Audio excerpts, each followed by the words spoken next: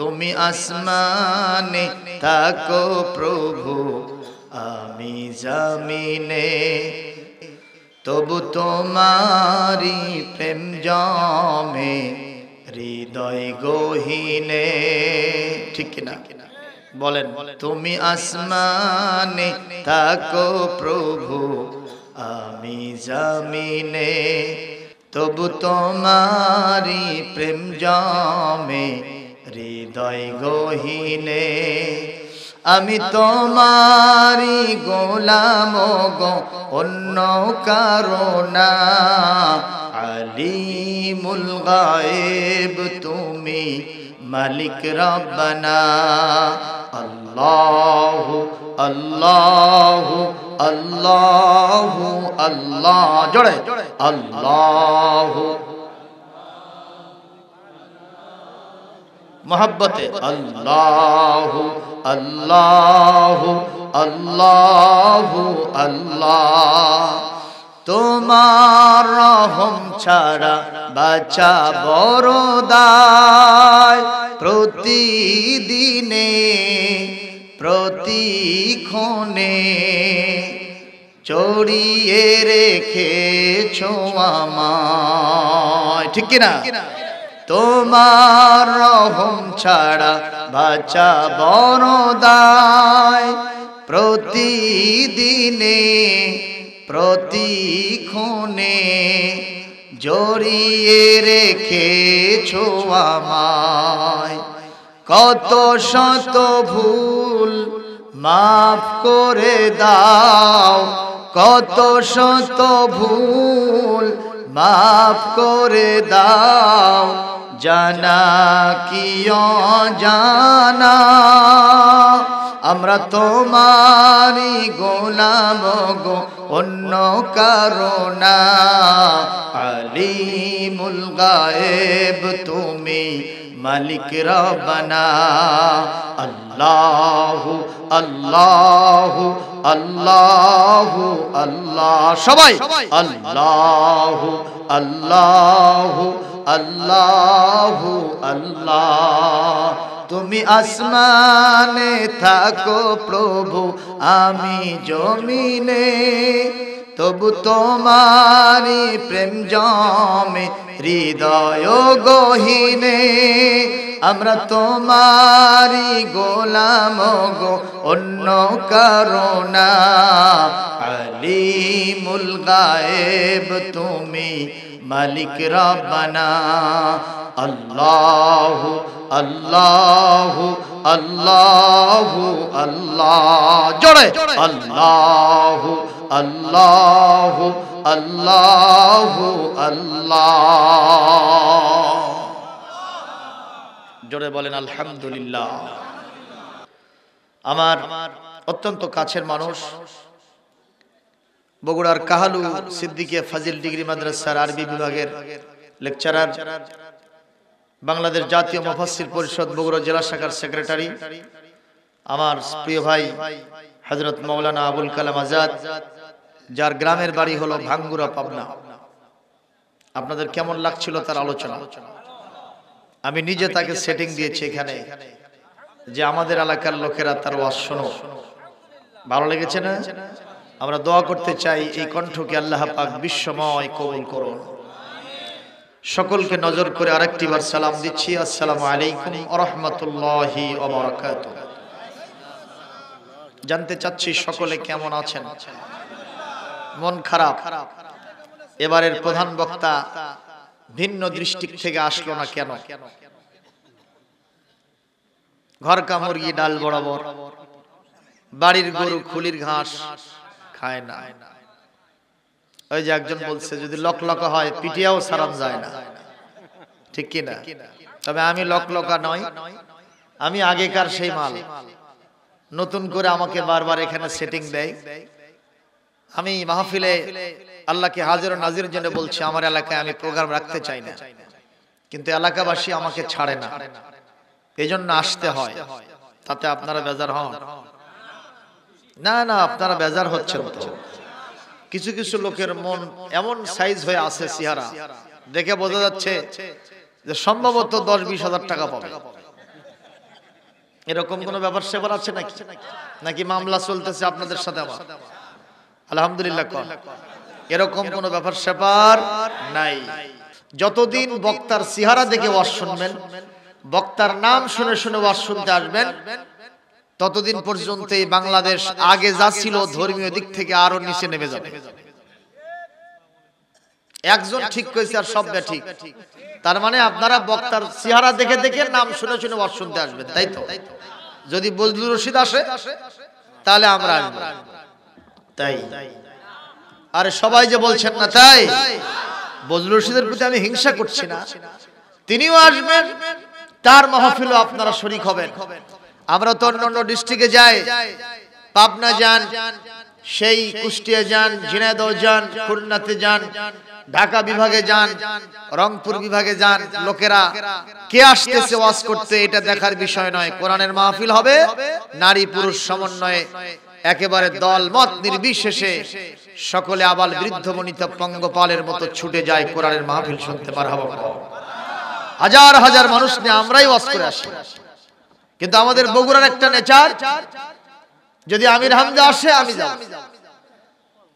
যদি আব্দুল্লাহ আলামিন আসে আমি যাব, যদি ওই ঢাকা থেকে কোনো বক্তা আসে তা যদি তক্তা মার্কাও হয় আমি যাব, কিন্তু বগুড়ার বক্তা হলে আমি ওয়াজ শুনবো না। তবে আজকে আপনারা মোটামুটি বজলুর রশিদ সাহেব আসলে যেরকম লোকের আগে হইতো মোটামুটি ওই রকমই হয়ে গেছে, আলহামদুলিল্লাহ।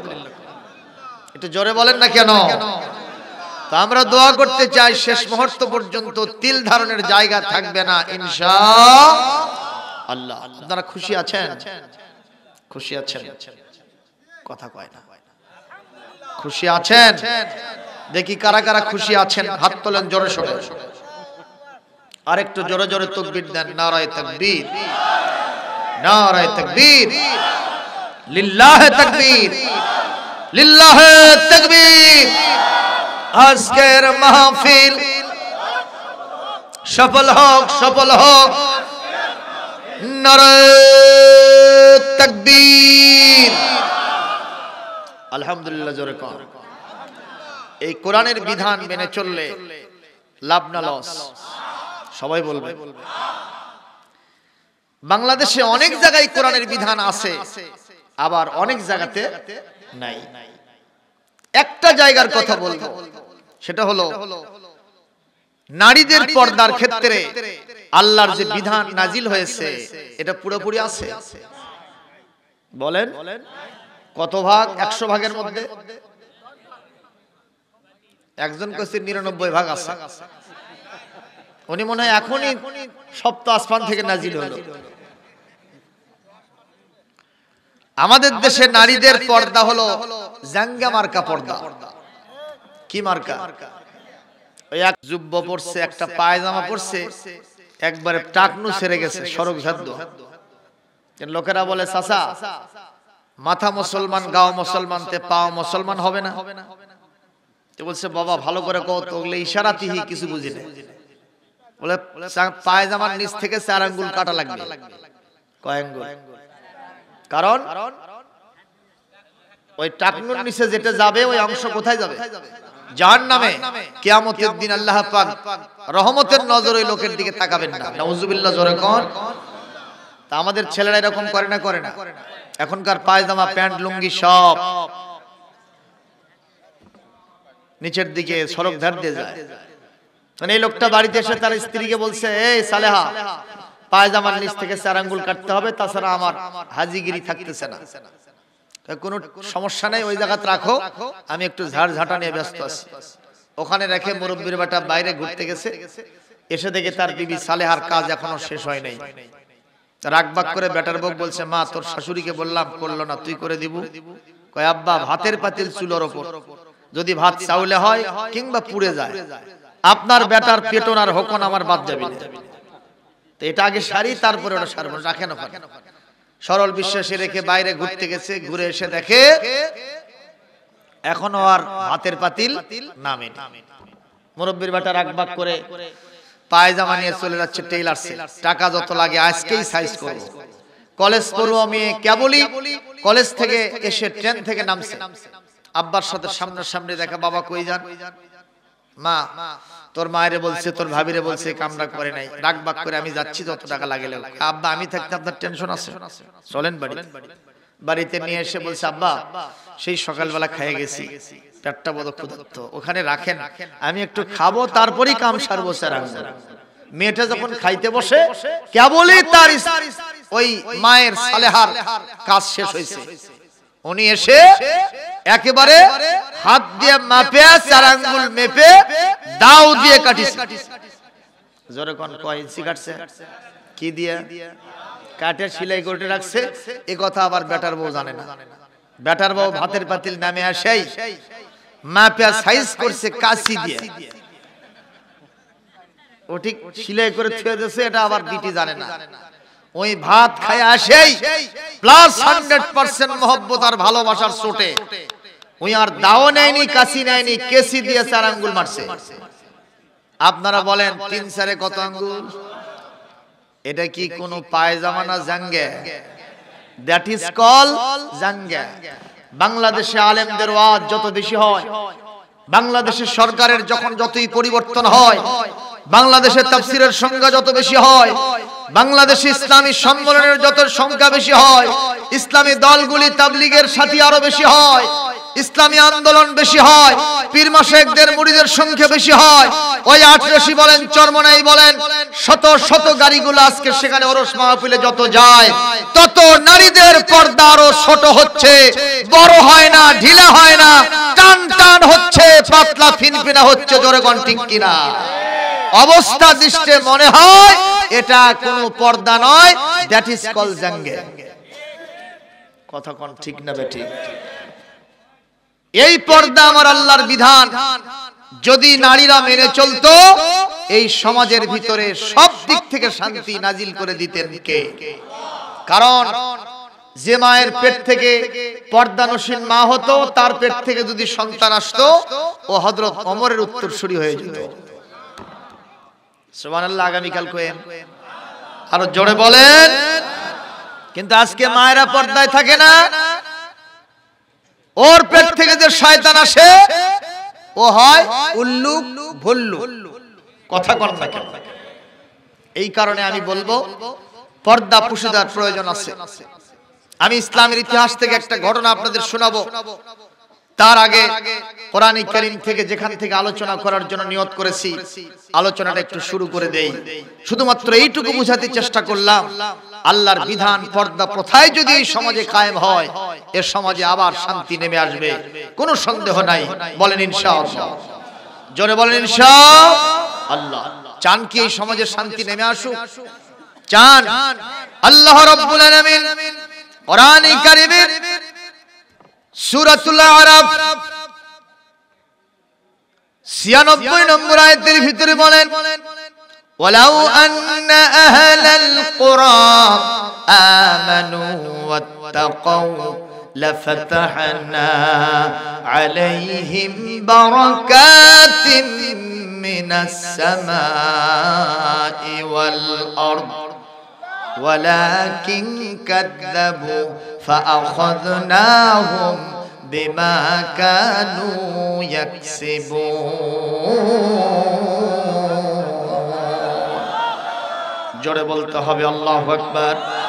আল্লাহ রাব্বুল আলামিন মানে একটা দেশের মানুষ যদি 2 দফা কাজ ঠিকমতো করতে পারে, এই দেশের ভিতরে আসমান থেকে বরকত আসবে, জমিন থেকে রহমত আর বরকতের সমস্ত দরজা খুলে দেবেন কে?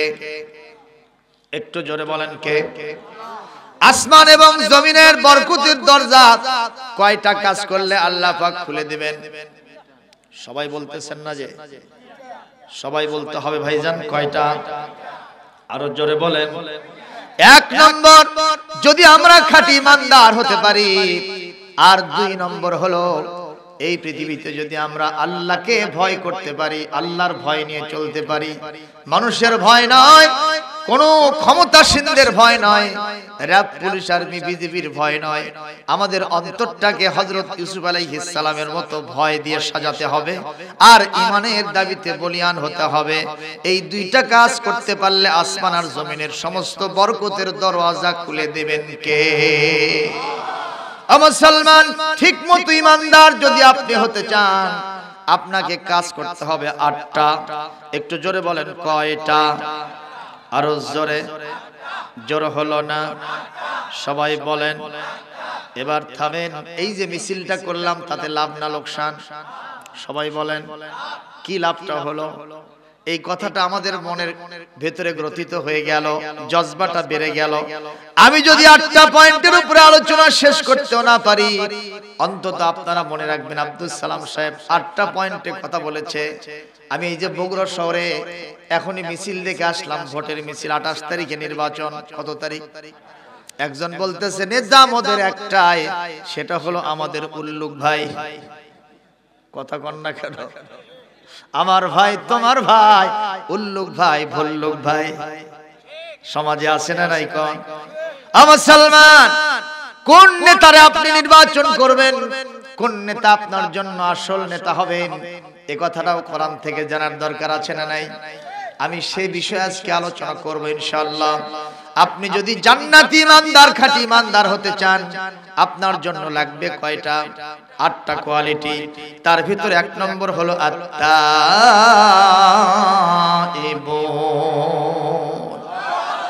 1 নম্বর আপনাকে তওবাকারী হতে হবে।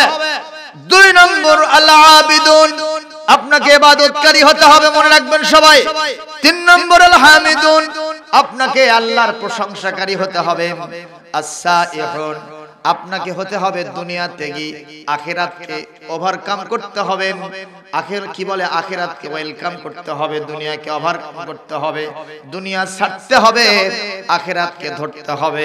অর্থাৎ অপর হাদিসে আসছে সিয়াহাতু উম্মতি আল জিহাদ ফি সাবিলিল্লাহ, আল্লাহর রাস্তায় জিহাদের পথে সক্রিয় থাকতে হবে। এরপর আর রাকিউন, আপনাকে রুকুকারী হতে হবে, মারহাবা কোন। এরপরে আপনাকে সিজদাকারী হতে হবে। এরপরে সৎ কাজের আদেশকারী আপনাকে হতে হবে। এরপরে অসৎ কাজ থেকে মানুষকে আপনাকে নিষেধ করতে হবে। এই 8টা। এরপরে আরেকটা হলো আল হাফিজুনা লিহুদুদিল্লাহ। এই দুনিয়াতে চলতে গেলে সব জায়গায় যাওয়া যাবে না, সব খাওয়া যাবে না, সব বলা যাবে না, সব দেখা যাবে না। কিছু কিছু জায়গায় আল্লাহর বাউন্ডারি ওয়াল আছে না নাই? সীমা রাখা আছে না নাই? আপনি যে জমির মালিক, সেই জমিটার সীমা রাখা আছে না নাই? আইল আছে না নাই? আপনি যদি আইলটা ঠেলে অন্যের জমির মধ্যে দেন, জবাব দেন, ওই জমিওয়ালা কি মানবে? বাংলাদেশ সরকার মানবে? ভূমি মন্ত্রণালয় মানবে? এসিলেন্ট সাহেব কি মানবে? কথা কন না কেন? আপনার জমির সীমা রাখা যদি আপনি ক্রস করার চেষ্টা করেন, যেমন আইন আদালত মানে না। আল্লাহ পাক বলেন, তুমি আমার বান্দা, তুমি আমার গোলাম, তুমি গরু না, তুমি ছাগল না, তুমি উট না, তুমি দুম্বা না, তুমি ভেড়া না, তুমি মহিষ না, তুমি আমার আসল বান্দা, আখলাক আশরাফুল মাখলুকাত, মানব মণ্ডলী বানাইছি, তোমার ভিতরে আকল দিয়েছি, যেখানে ইচ্ছা যাওয়া যাবে না, যা ইচ্ছা শোনা যাবে না, যা ইচ্ছা বলা যাবে না, যা ইচ্ছা করা যাবে না, যা ইচ্ছা খাওয়া যাবে না। যে বলে রে আয় রে, তার সাথেই যাই রে, বাস বিচার নাই রে, এই রকম করা যাবে। নিষেধ কার? এই 8টা কোয়ালিটি যার মধ্যে থাকবে, আল্লাহ রাব্বুল আলামিন তার শানে বলেন, নবী হে, এই 8টা কোয়ালিটি যার মধ্যে আছে, আমি আপনাকে নির্দেশ দিলাম, ওয়াবাশশিরিল মুমিনিন, এই খাঁটি ইমানদারদেরকে আপনি আমার জান্নাতের শুভ সংবাদ দিয়ে দেন। জান্নাত তাই চাই তো নাকি? চাই, সবাই চাই। কিছু কিছু জায়গায় যখন জিজ্ঞেস করি, ওরা কয় যে না চাই না, মানে হাতই তোলে না, ভাবখানা দেখে কয় জান্নাতের ওয়াজ মানে মেলা দিন ধরে শুনে আসি, অনেক জায়গায় হাত তুলছি, হুজুর এখনো পাইনি, ওই এখনো পাইনি। দুনিয়াতে জান্নাত আছে নাকি? আপনার কথা কন না কেন? তবে নবীজি একটা কথা বলেছেন, এই সমাজের যদি 3টা কোয়ালিটি থাকে, এই দুনিয়াটা কবরে যাওয়ার চাইতে এই দুনিয়াটাই ভালো হবে, দুনিয়াটাই জান্নাতের মতোই হয়ে যাবে। কয়টা? শুনবেন না? 1 নম্বর, ইজা কানা উমারাউকুম খিয়ারুকুম, যদি তোমাদের নেতাগুলি ভালো হয়। সুবহানাল্লাহ। কেউ মন খারাপ করবেন না, কোরআন হাদিসের কথা বললে ভাই কারু কিন্তু গলার উপর দিয়ে যাবে, কথা কয় না। কোরআন হাদিসের কথা বললে কারো মাথার উপর দিয়ে যাবে, কারো বুকের উপর দিয়ে যাবে। তাই বলে কি আপনি ইমাম সাহেবকে থামাবেন? তাই বলে কি হুজুর সাহেবকে স্টপ করে দিবেন? কারণ আমাকে তো কোরআন হাদিস বলার জন্যই নিয়ে আসছেন, ঠিক না বে ঠিক? এক ইমাম সাহেব বলে স্বামী স্ত্রীর ভিতরে গন্ডগোল কেমনে হয় এইসব বিষয় খোলামেলা আলোচনা করছে। তো প্রথম দিনই সভাপতি সাহেব বাড়িতে নিয়ে যায়, বলতেছে হুজুর আপনার ইমামতি থাকবে না। কেন? আমার বউয়ের সাথে আমার গন্ডগোল, সেটা আপনি জানলেন কেমনে? না আমি তো আপনার বউয়ের ব্যাপারে কিছু বলি না। কয় যে আমার বাড়িতে আজকে গন্ডগোল হয়েছে, আপনি সেগুলো আলোচনা করছেন। জোরে নাউজুবিল্লাহ দেন। তো এরকম মুখ সিনে সিনে ওয়াজ করলে আমাদের কাম সারা ভাই, ঠিক কিনা কর? আমরা কোন দিকে যাব? চতুর্দিকে আমাদের হাত পা বাঁধা। বলা হচ্ছে কোরআন হাদিস থেকে বলেন, কিন্তু কোরআন হাদিস থেকে সহি কথা বলতে গেলেই আমাদের কথা কর না কেন? কয়টা কোয়ালিটি থাকলে এই দুনিয়াটা জান্নাতের মতো হবে? তার ভিতরে নেতা যদি ভালো হয়। এখন নেতা ভালো সেটা চিনবো কেমনে? তার জন্য আবার তিনটা কোয়ালিটি আছে। সুবহানাল্লাহ। এক নম্বর, মান যাকারাকুম বিল্লাহি রুইয়াতুহু, যাকে দেখলে আল্লাহর কথা মনে হয়। মারহাবা। যার মুখে এক গাছা দাড়ি নাই, উল্টো শ্বাস মারছে, আছে না নাই কোন? এরা দেখলে কি আল্লাহর কথা মনে হবে? কথা বলে না কেন? জোরে বলেন, মনে হবে কি মনে হবে? দুই নম্বর, ওমান যাকারাকুম বিল আখিরাতি আমালুহু, যার আমল আখলাক দেখলে মনে হবে এ দুনিয়া দুনিয়া নয়, আরেকটা জীবন আছে, এই জীবন জীবন নয়, আরেকটা জীবন আছে, সেই জীবনের নাম হলো পরকাল। যদি তাই না থাকে আমার নেতা এত ভালো আমল করে কেন? কথা কন না কেন? এই দিল্লির সম্রাট ছিল শাহজাহান। কি বলে, কি নাম? শাহজাহান। লোকটা ভালো ছিল না কালো ছিল? কেমন ভালো ছিল একটু খেয়াল করেন। একজন ফকির মানুষ আসছে তার কাছে কিছু সাহায্য চাওয়ার জন্য, কিন্তু সেখানে যাইতে দিচ্ছে না। রাজদরবারে অনেকগুলো ব্যারিকেড থাকে না? থাকে না? কথা কয় না কেন? প্রথম নম্বর ব্যারিকেড, ফকির সাহেব যখন সামনে হাজির, অফিসাররা বলছে, পুলিশেরা বলছে, তুমি কোথাকার? নবাবজাদা রাসূলুল্লাহ খান।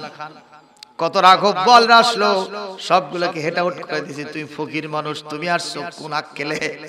তুমি ভাগো, ব্যাগ গিয়ার মারো। ও কয় ভাই আমি কোন মানুষ, খালি একটা বার প্রথম গেট ছেড়ে দিয়ে দেখো আমার কি রকম পাওয়ার। ফকিরের বেশ ধরে আসছে জন্য তুমি আমাকে এইভাবে গালমান করছো, আমার পাওয়ারটা কি? তুমি খালি প্রথম গেটটা ছেড়ে দিয়ে দেখো। ওরা চিন্তা করছে প্রথম গেট ছেড়ে দিলেই যদি সব গেট খুলে যায়, এর থেকে বাদশার কাছের লোক তো আর হতে পারে না। ফকির হলেও টেকনিক আছে না নাই? যখন আছে না নাই? মুসলমান, এই মুহূর্তে ওরা চিন্তা করলো দেখি প্রথম নম্বর গেটটা আমরা একটু ছেড়ে দিয়ে এক্সপেরিমেন্টলি পরীক্ষামূলক ভাবে দেখি। যেই প্রথম গেট ছেড়ে দিয়েছে, পরের গেটের লোকেরা কয় যদি দামি লোক না হতো প্রথম গেট কেমনে খুললো? এই করতে করতে 7টা গেট খুলে ফেলছে। মারহাবা কোন? অনেক ফকির মানুষের মাথায় ব্রেন বুদ্ধি কম থাকে না বেশি থাকে? কথা কন না কেন? অনেক রিকশা চালক মানুষ আছে এই পৃথিবীতে, সেই রিকশা চালক মানুষদেরও ব্রেন বুদ্ধি কম থাকে না বেশি থাকে? আমাকে আমার বাসার সামনে নিয়ে এসে এক মুরব্বী মানুষ রিকশা থেকে নামায় দিল। আমি মুরব্বী মানুষকে পকেট থেকে কিছু টাকা বের করে দিলাম। কথা কি শুনতেছেন? আমি যখন বাসায় ঢুকতেছি, পিছনের দিকে তাকায় দেখি মুরব্বী রিকশাওয়ালা তার রুমাল দিয়া এরকম করে মুখ আর না কি বলে চোখ মুছতে থাকে, কান্নায় রোল ফেলে দিয়েছে। আমি আবার রিটার্ন করে বললাম, চাচাজি ভাড়া কি কম দিলাম? কয় না বাবা, ভাড়া কম দেও নাই। ও চাচা, আমি কি আপনাকে কোনো বেয়াদবি করলাম? আপনার সাথে কোনো কটু ব্যবহার করলাম নাকি? কেন আপনি কাঁদেন?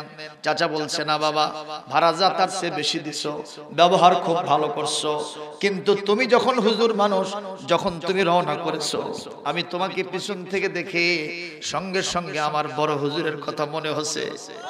আমার বড় হুজুরের কথা আমার মনে পড়ে গেছে। এই বনানীর তাফসীর মাহফিল যত হতো, এই তাফসীর মাহফিলে আমি সারা দিন রিকশা চালায়া চাল ডাল কিনি নাই, তরি তরকারি কিনি নাই, আমার সমস্ত টাকা নিয়ে গিয়ে আমি তাফসীর মাহফিল ফান্ডে জমা দিয়েছিলাম। আজ কত দিন হয়ে গেল সেই তাফসীর মাহফিল হয় না। আমার মন বলে তোমরা হুজুররা বেঁচে থাকবা, আমার সেই কলিজার বড় হুজুর বোধহয় আর আমি তাফসীর মাহফিলে পাবো না।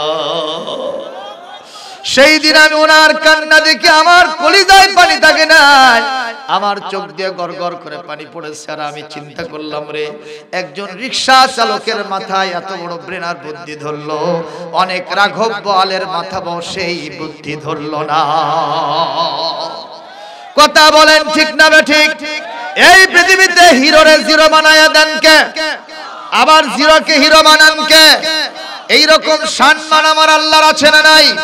কুলিল্লাহুম্মা মালিকাল মুলকি তুতিল মুলকা মান তাশাউ ওয়া তানজিউল মুলকা মিম্মান তাশাউ ওয়া তুইজ্জু মান তাশাউ ওয়া তুযিল্লু মান তাশাউ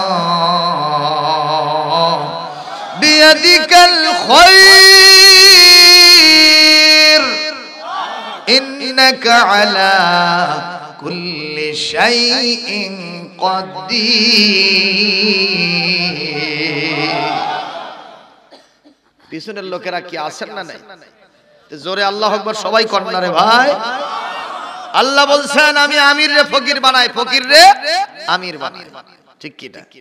সম্মানীকে অসম্মানী করি, অসম্মানীকে আবার সম্মানী করি। সুবহানাল্লাহ কোন? যাবতীয় কল্যাণের চাবিকাঠি আমি আমার আল্লাহর হাতে আছে। সুবহানাল্লাহ জোরে কোন? এখন ফকির সাহেব চলে গেছে সিটারি করতে করতে। কি করতে করতে? মানে যে দরজায় যায় চিন্তা করে আমরা আটকায় কি করব, আগের গুলো ছেড়ে দিয়েছে, নিঃসন্দেহে কোনো পাওয়ারফুল লোক হবে। এভাবে দিতে দিতে সব দরজা খুলে গেছে। উনি গেছেন সদর দরজায়, যেখানে উনি বসে আছেন বাদশা সাহেব, মাস্টার রুম যেটা। যাওয়ার পরে দরজা বন্ধ আছে, আস্তে করে দরজা খুলে দেওয়া হলো। যে দেখে আসন শূন্য, চেয়ারটা শূন্য, টেবিল শূন্য, কিন্তু বাদশা সাহেব জিজ্ঞেস করলেন বাদশা কোথায়? যার জন্য আসলাম তাই তো নাই। কয় যে উনি এখন এখানে নাই, উনি ওনার মুনিবের সাথে, ওনার আসল পাওয়ারফুল রবের সাথে সংলাপ করিতেছে। বলে এনার চেয়ে আবার বড় পাওয়ারফুল মুনিব কে আছে, ক্ষমতাধর কে আছে? বলে কে আছে? যে মসজিদের দরজায় যায় দেখো।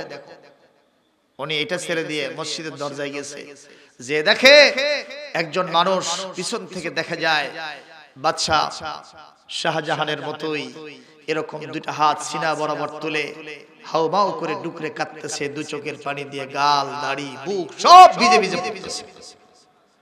এই দৃশ্য না দেখে ফকির চিন্তা করল, আমি তো ফকিরের গোষ্ঠী, আমি তো ফকিরের বাচ্চা ফকির, আমি আসছিলাম যে বাদশার কাছে কিছু চাইতে, আমি নজর করে দেখতেছি সে আমার চেয়ে ডবল ফকির। উনি কার কাছে চান? ওনার চেয়ে বড় ধনীকে। উনি কার কাছে চান? কে ওনার চাইতে বেশি পাওয়ারফুল? খামাখা এই সম্রাট, দিল্লির সম্রাট শাহজাহানের কাছে কেন চাইব? ওনার চেয়ে বড় যিনি পাওয়ারফুল মহাদাতা, সে আল্লাহর কাছে আজ থেকে চাইব, মানুষের কাছে কিছু চাইব না। এইটা হলো নেতার আমল। জোরে কোন সুবহানাল্লাহ, আরো জোরে কোন সুবহানাল্লাহ। মুসলমান 3 নম্বর, ওয়ামান যাদা ফি ইলমিকুম মানতিকুহু, যে নেতার বক্তব্য শুনলে তোমার জ্ঞান ভান্ডারটা সমৃদ্ধ হবে, তোমার জ্ঞানের শূন্যতা দন্যতা দূর হয়ে যাবে, এই নেতাই হলো আসল নেতা। জোরে কোন সুবহানাল্লাহ। এই নেতা কি নেতা? কথা কয় না, কি নেতা? এরকম নেতার অভাব পৃথিবীতে আছে না নাই? জোরে কোন আছে না নাই? মুসলমান, এক এলাকার এক নেতার কথা জানি, বলবো কি? 5 বছর চেয়ারম্যানি চালাইছে। 5 বছর পর একটা মিটিং দিয়ে বলছে, ভাইরা আমার, বোনেরা, তোমার এত সুন্দর করে চালাইলাম, আমার বাড়ির মুরগি হাঁস পর্যন্ত টিয়ার কাবি খার চাল গম খায় নাই। তাহলে নেতা ভালো না কালো? এক পর্যায়ে ওখানে মেম্বার সাহেব ছিল। মেম্বার সাহেব বলল, স্যার আপনার পক্ষে আমি একটু সার্টিফিকেট দিতে চাই। কয় তাড়াতাড়ি দাও। মাইক দিয়ে দিছে। কয় আমার নেতা যা বলেছে 100% সত্য। আমার নেতা এত সুন্দর করে পরিষদ চালাইছে, ওনার বাড়ির মুরগি হাঁস পর্যন্ত টিয়ার কাদিখার চাল গম খায় নাই, কারণ নেতা উপজেলার থেকে তোলে ওঠি বেছে বাড়িতে আনে না।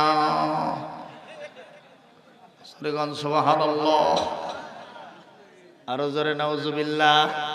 এরকম নেতা পৃথিবীতে আছে না নাই? বগুড়া জেলায় নাই, আমি অন্য জেলার কথা বলতেছি। অজগবি এক কথা। প্রিয় ভাইরা আমার, কষ্ট পাচ্ছেন আমার কথায়? ভাইজান কি একটা চেয়ার দেওয়া গেল না? চেয়ার আছে, বসেন, চেয়ারে বসেন। আছে চেয়ার, দেন। কষ্ট হচ্ছে আপনাদের?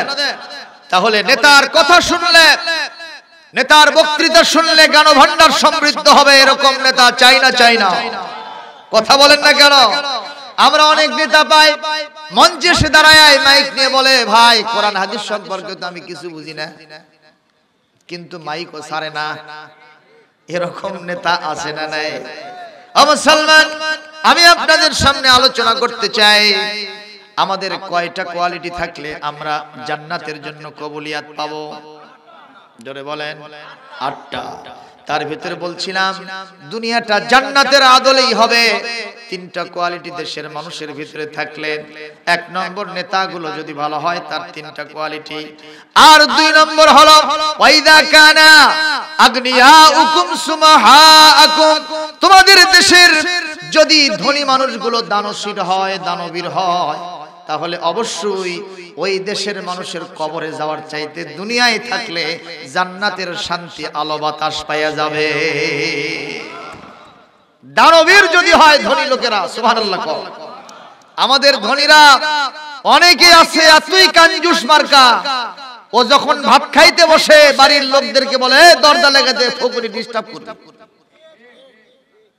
কেবলই বল মাছ নিয়ে আসছি, মাগুর মাছ নিয়ে আসছি, একটু মজা করেছি, এতাবো কি আছে না নাই? জোরে কোন আছে না নাই? অথচ আমার আল্লাহ বলেন ওয়ালা ইয়াহুদ্দুনা আলা তুআমিল মিসকিন, যারা এই পৃথিবীতে জাহান্নামী হবে তারা মিসকিনদেরকে খানা দিয়ে উৎসাহিত করে না। চিৎকার দিয়ে বলেন নাউজুবিল্লাহ। ওয়ালা ইয়াহুদ্দু আলা তুআমিল মিসকিন। আমাদের দায়িত্ব আছে না নাই? এক লোক রুটি নিয়ে খাইতে বসছে, এখন সামনে পিছনে ডানে বামে তাকায় দেয় কোন লোক আছে নাকি, তল চোখে চেঁচাচ্ছে। আনফরচুনেটলি, দুঃখজনক ভাবে উপর থেকে একটা সিল বা কাওয়া দৌড়ে আসে, সা করে এসে একটা রুটি দিয়ে উড়াল দিছে। ওই 2টা থুয়ে আগে কাকের পেছনে ছুটছে, দৌড়াতে দৌড়াতে অনেক দূর গেছে। কাক যখন নদীর উপরে চলে গেছে, ওই কয় যাক আল্লাহর রাস্তে দিয়ে দিলাম, কারণ আর তো নদীর মধ্যে যেতে পারে না। এরকম কাঞ্জুস মার্কা, বখিল মার্কা লোক ছেনা নাই। এইরকম লোক থাকলে দেশের ভিতরে শান্তি আসবে না, ঠিক কিনা বলেন? আমরা হুজুররা যখন বিভিন্ন মাহফিলে কালেকশন করি, গত কয়েকদিন আগে একটা মাহফিলে আমি ওই ধনুট এলাকায় যমুনা নদীর উপরে যখন কালেকশন করছিলাম, তো পাশে বসে ছিল একজন, ও আমাকে একজনের নাম ইন্ডিকেট করে দিল যে হুজুর ওই লোকের নাম বললে কিছু টাকা দেবে। আমি যে ওনার নাম বলছি, রে বাবা, এরকম বড় বড় চোখ বার করছে, মনে হয় আমার এখন খেয়ে ফেলবে। তা আমি তখন পয়েন্ট পেয়ে গেলে যা ঝাড়া দরকার, আমার কাছে তো অস্ত্র আছে। জোরে কোন, এর নাম কি? এই কোরআনের অস্ত্র দিয়ে যদি কাউরে আঘাত করা হয়, আর খবর আছে না নাই? জোরে কোন আছে না নাই? আমি বললাম আপনি চোখ রাঙায় কথা বলবেন না, চোখ রাঙাবেন না। কোন দিকে চোখ রাঙাচ্ছেন? আপনার টাকা আপনার বাড়িতে পড়ে থাকবে, এই টাকা খাওয়ার সৌভাগ্য হবে না। আপনার ছেলেমেয়েরা এই টাকা তসরুফ করবে, মানুষের কাছে হাত রেখে আপনাকে দুনিয়া থেকে বিদায় হতে হবে। আমরা হুজুরেরা নিজেদের নফসকে অনুসরণ করে আপনাদের কাছে টাকা চাই না। আমার আল্লাহর ডাইরেক্ট নির্দেশনা আছে, মানুষের কাছ থেকে দিনের জন্য টাকা চেয়ে নাও। চিৎকার দিয়ে আল্লাহু আকবার। প্রশ্ন হতে পারে হুজুর দলিল আছে? এই মুহূর্তে দলিল সিটিং দিচ্ছে, তাতে কি আপনাদের কোনো আপত্তি হবে? কোরআনে কারীম সূরাতুত তাওবা 9 নম্বর সূরা 9 নম্বর 10 নম্বর পারা সূরাতুত তাওবার 103 নম্বর আয়াতে আল্লাহ কি বলছেন শুনেন। খুয মিন আমওয়ালিহিম সাদাকাতান তুতাহহিরহুম ওয়া তুযাক্কিহিম বিহা। জোরে বলেন আল্লাহু আকবার। নবী আপনি আপনার উম্মতের কাছ থেকে টাকা পয়সা চেয়ে নেন, যাকাতের মাল সদকার মাল আপনি চেয়ে নেন, বাই হু ক্যান ক্রুক এটা আদায় করে নেন। এই আয়াত দিয়ে যাকাত ফরজ হয়েছে, জোরে বলেন ঠিক না ঠিক? আল্লাহ পাক যখন নির্দেশ জারি করলেন তুমি টাকা দাও আর না দাও তোমার কাছে আমি চাইতে থাকবো, তুমি যদি চোখ রাঙায় কথা বলো তোমার চোখ আমার আল্লাহ উপড়ায় ফেলবেন, জোরে কোন ঠিক না ঠিক? তোমার টাকা পড়ে থাকবে, দিনের কাজ চলতেই থাকবে, তুমি না দিলে কিচ্ছু আসে যায় না, আল্লাহর হাজারো বান্দা দেওয়ার জন্য তৈরি আছে। কথা জোরে বলেন ঠিক কিনা? এজন্য আলেম ওলামা কিছু চাইলে ইগনোর করবেন না। বিশ্বনবীর সহি কওল, কখনো ধমক দিবা না, দেব না বলে শব্দ উচ্চারণ করবা না, বরং যদি দিতে না পারো হাসি মুখে কথা বলো, তোমার হাসি মুখে কথা বলাটাও এক সদকার সওয়াব দিয়ে দিবেন কে? জোরে বলেন সুবহানাল্লাহ। কষ্ট পাচ্ছেন ভাইজান? তাহলে ধনী মানুষদেরকে দানবীর হতে হবে বলে আমিন।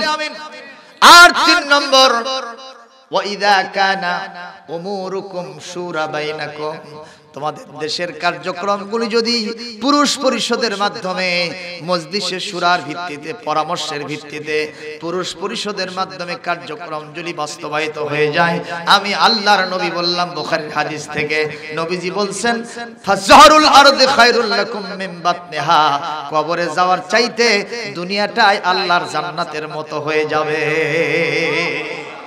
এই 3টা শর্তর ভিতরে আমরা কি আসি ভাই? কথা বলছেন না? আসি আমরা, যার কারণে জমিনটা এখন জাহান্নামের তামার মতো হয়ে গেছে, ঠিক কিনা? কোন জায়গায় শান্তি আছে ভাই? কারণ সব জায়গায় ভেজাল, ঠিক না ঠিক? গতকালকেও বলছি, আজকেও বলছি, আমার বগুড়া জেলায় 24 জন লোক ভেজাল মদ খেয়ে মরছে। আচ্ছা, মদ কি আসল না ভেজাল? তারই মধ্যে কি ঢুকেছে? ভেজালের মধ্যে ভেজাল। কোন অবস্থায় আমরা আছি বাংলাদেশে চিন্তা? একমাত্র পিউরিটির দিক থেকে লা শাক্কা ফিহি ওয়ালা রাইবা, there is no confusion, there is no doubt in the holy book al Quranul Kareem, কেবল মাত্র শুধুমাত্র একমাত্র মহাগ্রন্থ আল কোরআনুল করিম সন্দেহ এবং সংশয়ের ঊর্ধ্বে চিৎকার দিয়ে কথা বলতে হবে, ঠিক কিনা? কোরআন ছাড়া শান্তি হবে না, হবে না, হবে না। প্রমাণিত সত্য কথা, কথা বলেন না কেন? এইজন্য একজন কবি বলছে, ও মুসলমান দাঁড়াও তুমি সাথে নিয়ে যাও কোরআন খানি। সবাই বলেন, ও মুসলমান দাঁড়াও তুমি সাথে নিয়ে যাও কোরআন খানি। ঘোরা ধারের বিপদ ছানিতে, ঘোরা ধারের বিপদ ছানিতে, পথ চলিতে কি পারবে তুমি? ও মুসলমান দাঁড়াও তুমি সাথে নিয়ে যাও কোরআন খানি। পৃথিবীটা আজ শুধু হাহাকার, আলো নেই কোথাও, আজ শুধুই আঁধার। পৃথিবীটা আজ শুধু হাহাকার, আলো নেই কোথাও, আজ শুধুই আঁধার। কোরআনে দিতে পারে আলোর দিশা, কোরআনে দিতে পারে আলোর দিশা, থাকুক সেথায় যত অন্ধকারী, সাথে নিয়ে যাও কোরআন খানি। ও মুসলমান দাঁড়াও তুমি সাথে নিয়ে যাও কোরআন খানি। জোরে মারহাবা দেন বারে, আরো জোরে, আরো জোরে, আরো আস্তে। শুনবে তো, শরম লাগতেছে নাকি? জোরে বলেন মারহাবা।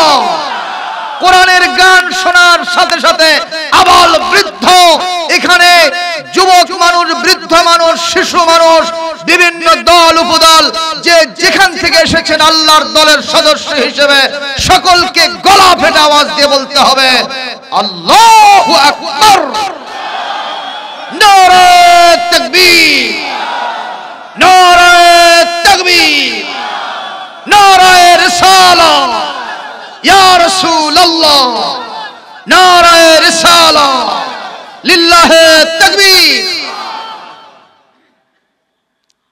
কষ্ট পাচ্ছেন? এক নম্বর শর্ত আত-তাইবুন, তওবা করতে হবে। কে তওবা করবে বলেন তো একজন, কে তওবা করবে? এই যে আমার ছাত্র কাছে নেতা, খালি নেতা আর খেতা তওবা করলে হবে না। কোরআন শরীফ থেকে সবক নেন। কোরআন কারীমের 18 নম্বর পারা 24 নম্বর সূরা সূরাতুন নূর 31 নম্বর আয়াতের অংশ আল্লাহ পাক বলেন, ওয়াতুবু ইলাল্লাহি জামিআ আইয়ুহাল মুমিনুন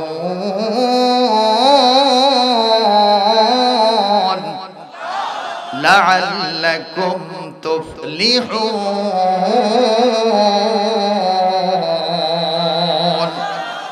আল্লাহ রাব্বুল আলামিন বলেন, তুমি পীর সাহেব, তুমি আলেম সাহেব, তুমি নামাজি, তুমি দিনদার, তুমি পরহেজগার, তুমি হাজী, তুমি গাজী, তুমি ইসলামী আন্দোলনের কর্মী, তুমি তাবলীগ জামাত, তুমি পীর মাশায়েখ, তুমি যেই পীরের মুরিদ হও না কেন, যে আন্দোলনের সাথী হও না কেন, আমি আল্লাহ পাক দেখছি সবার মধ্যেই কিছু কিছু সমস্যা, কথা কয় না কেন, সবার মধ্যে কিছু কিছু সমস্যা আছে। সবাই মিলে তোমরা আমার কাছে তওবা করো, আমি আল্লাহ ঘোষণা করলাম সবাই মিলে তোমরা সফলকামী হয়ে যাবে। এতদিন শুধুমাত্র সুদখোর, শুধু ঘুষখোর, শুধু চোর বাটপার সিটারের জন্য আমরা তওবার ওয়াজ করছি, কথা কন না কেন? যেই হুজুর সাহেব, যে ইমাম সাহেব নামাজ পড়ায়, উনি একটু গিয়ারে থাকে, কয় সবাই তওবা করেন, মনে ওনার তওবা নাই। আজকে কিন্তু গোমরটা ফাঁস করে দিয়েছি, কথা কন ঠিক নেবে ঠিক। সবকে তওবা করার জন্য নির্দেশ দিলেন কে? জোরে বলতে হবে, কে নির্দেশ দিলেন? ওই হুজুরকেই আগে তওবা করতে হবে। উনি যদি ভালো না হয়, ওনার নেতৃত্ব ভালো হবে না, ঠিক কিনা বলেন? আমার বিশ্বনবীর চাইতে ভালো নেতা পৃথিবীতে আছে? অতীতে ছিল, কিয়ামত পর্যন্ত কেউ আসবে? সেই নবীজি তিনি নিজে বলেছেন, আমি একটা দিনে অন্তত 100 বারের বেশি তওবা করি। আল্লাহু আকবার, জোরে কর, আর জোরে কর আল্লাহু আকবার।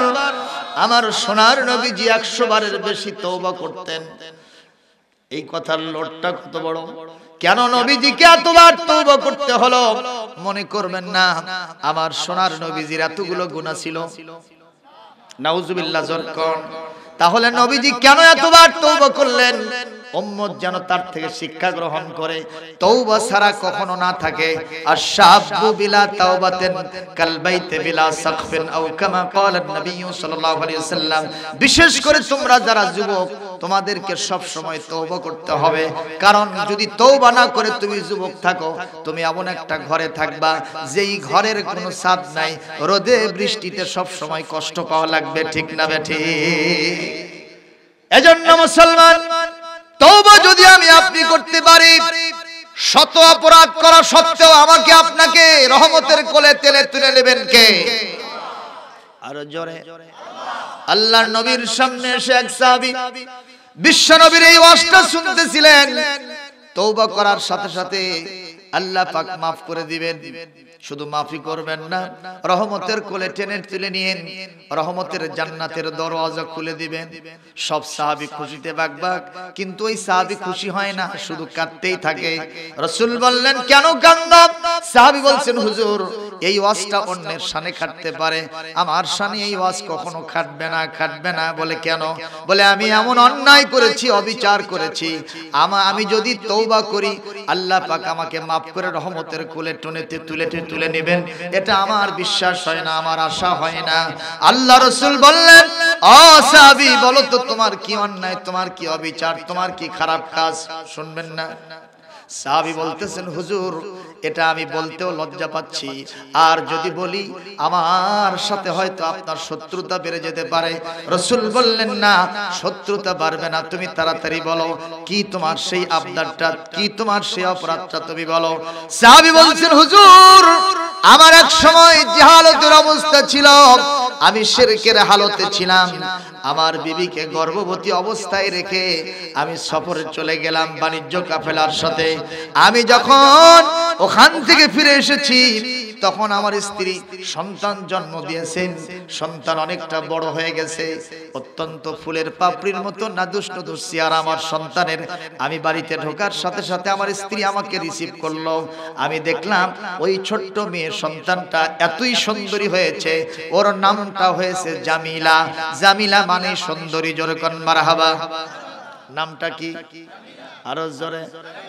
জামিলা মানে সুন্দরী। আমি বললাম আমার প্রাণের বিবি মেয়েটাকে, বলে এখন বলবো না। কখন বলবা? বলে রাতের বেলায় যখন দুইজন একান্তে বেডে ঘুমাতে যাব তখন আমি গোপন বিষয়টা তোমার সামনে ফাঁস করব। বলে না, আমাকে বলতেই হবে। আমার সাহাবী হুজুর বলছেন, আমার সাহাবী অবলীলা ক্রমে তার মুখ থেকে উচ্চারণ করতে করতে সে বলতে থাকলো, ইয়া রাসূলুল্লাহ, ইয়া হাবিবাল্লাহ, যখন দুইজন বেডে ঘুমাতে গেছি আমার স্ত্রী আমাকে বলল, ও আমার প্রাণের স্বামী রে, এই সমাজের রীতিনীতি হলো ওয়া ইদা বুশিরা আহাদুহুম বিল উনসা যাল্লা ওয়াজহুহু মুসওয়াদ্দাও ওয়া হুয়া কাযীম। এই সমাজের রীতিনীতি হলো কন্যা সন্তান যদি জন্ম নেয় আর এই শুভ সংবাদ যদি কোনো পিতার কানে শোনা হয় যে পিতা কিছুক্ষণ আগে হাস্যোজ্জ্বল চেহারায় ছিল, এইটা শোনার সাথে সাথে তার চেহারাটা কালো কুৎসিত হয়ে যায়, রাগে গোসায় ফেটে পড়ে, সেরকম রাগে কাঁপতে থাকে, নাচতে থাকে। এই সমাজ মেয়ে সন্তানকে কখনো পছন্দ করে না। আমি এজন্য তোমার সামনে বলতে চাই না, তারপরে যেহেতু তুমি ধরেছো আমি তোমার সামনে বলছি, শোনো। তুমি যেমন গর্ভবতী অবস্থায় রেখে গিয়েছিলে, আল্লাহ পাক এই কলিজার টুকরা সুন্দরী জান্নাতের হুরপরি মাহুর পরীর মতোই এই জামিলাকে আমার গর্ভ থেকে তোমার ঔরস থেকে দান করেছে। মেয়ে সন্তানেরা আমাদের জন্য বার্ডেন না অ্যাসেট? বুঝতে পারতেছেন না? মেয়ে সন্তানেরা আমাদের জন্য কি বোঝা? কথা বলেন, এটা আমাদের জন্য বোঝা, গজব না রহমত? কার পক্ষ থেকে? জোরে বলেন, কার পক্ষ থেকে? রাসূলুল্লাহ বলেন, যার দুইজন মেয়ে তার দুইটা জান্নাত। সুবহানাল্লাহ। যার একজন মেয়ে তার একটা জান্নাত।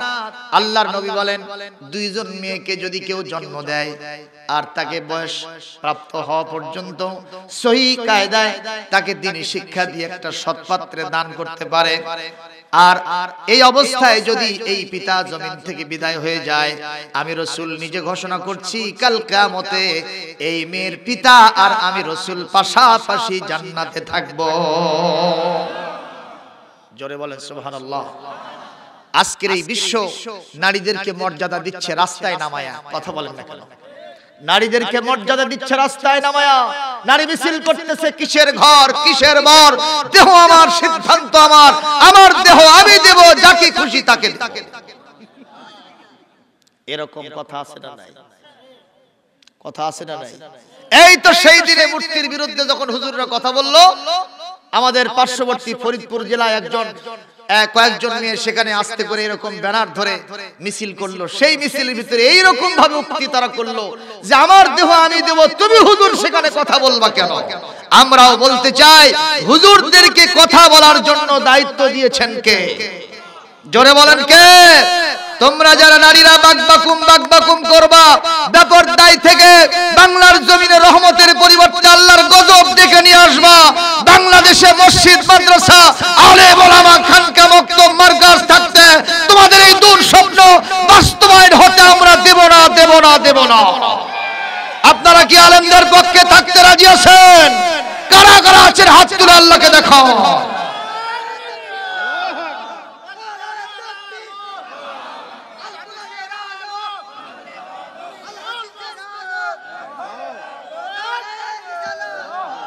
কথা বলেন ঠিক না বেঠিক? কথা বলেন ঠিক না বেঠিক? আমরা পর্দার পক্ষে কথা বলবো, নারীদের অধিকারের পক্ষে কথা বলবো, তাতে যা আছে কপালে হবে কাল সকালে। তোমরা এই দুনিয়ায় নারীদেরকে মর্যাদা দিতে গিয়া কি করছো? একটা মেয়েকে 6 জন নরপশু দিয়ে ধর্ষণ করাইছো। কথা কর না কেন?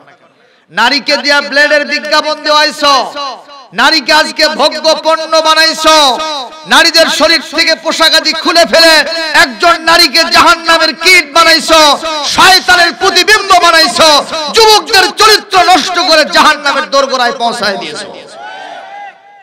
এটা আমরা হতে দিব না।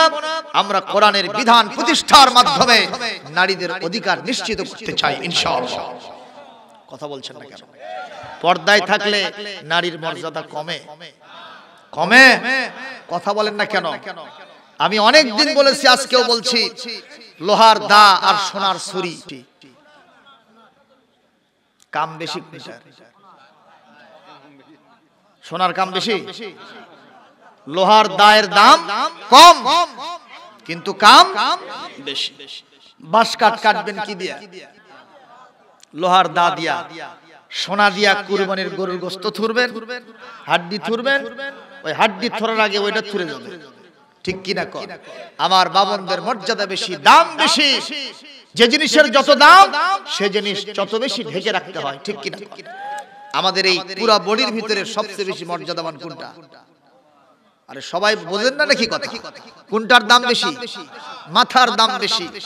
আল্লাহ রাসূলের জন্য মাথায় টুপি দিতে বলেছেন, আল্লাহ নিজেও আবার মাথার ভিতরে চুল দিয়েছেন, ন্যাচারাল গত ভাবে আল্লাহ পাক এটা ঢেকে রেখেছেন। রাসূলুল্লাহ টুপি দিয়েছেন, তার উপরে আবার পাগড়ি দিয়েছেন, তার উপরে আবার আমরা রুমাল দেই। বলেন তো, দাম না হলে এটা আল্লাহ পাক ঢেকে রাখার ব্যবস্থা করতেন না? সুবহানাল্লাহ। কোন যে জিনিসের যত দাম সেটা তত বেশি ঢেকে রাখতে হয়। এটাই ইসলামের সুন্নাহ, এটাই ইসলামের নিয়ম পদ্ধতি। এইটা যারা বোঝে না, আমরা বলবো তোমরা বুদ্ধিজীবী নামের কলঙ্ক, তোমরা জাহান্নামের কীট, ডাস্টবিনের একটা উচ্ছিষ্ট ছাড়া আর কিছুই হতে পারো না, ঠিক কি না? এক এলাকায় এক মেয়ে, আলেম সাহেবের মেয়ে, মাদ্রাসা থেকে কামিল পাস। মেয়েটা আলেমা না, তার বাবা আলেম, মেয়েটাও আলেমা। বিয়ে দেবে একটা আলেমের সাথে।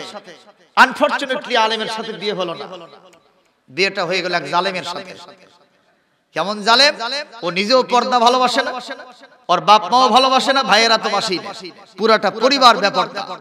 এই মেয়েটার বিয়ে হয়ে গেল এই পর্দা বেপর্দা পরিবারে, অথচ মেয়েটা আগে থেকেই পর্দা লালন করে। সুবহানাল্লাহ। বিয়ের রাত থেকেই এই শয়তান মার্কা ছেলেটা এই মেয়েকে বারবার ডিস্টার্ব করে, তোমাকে এই পর্দা ছাড়তে হবে, নচেত আমার সাথে থাকতে পারবে না। এতদিন যে লোকটা যে মেয়েটা পর্দার সাথে থেকেছে, একদিন বললে কি সে পর্দা ছাড়বে? কথা বলেন। মার ধর যা আছে বকাঝকা সহ্য করছে।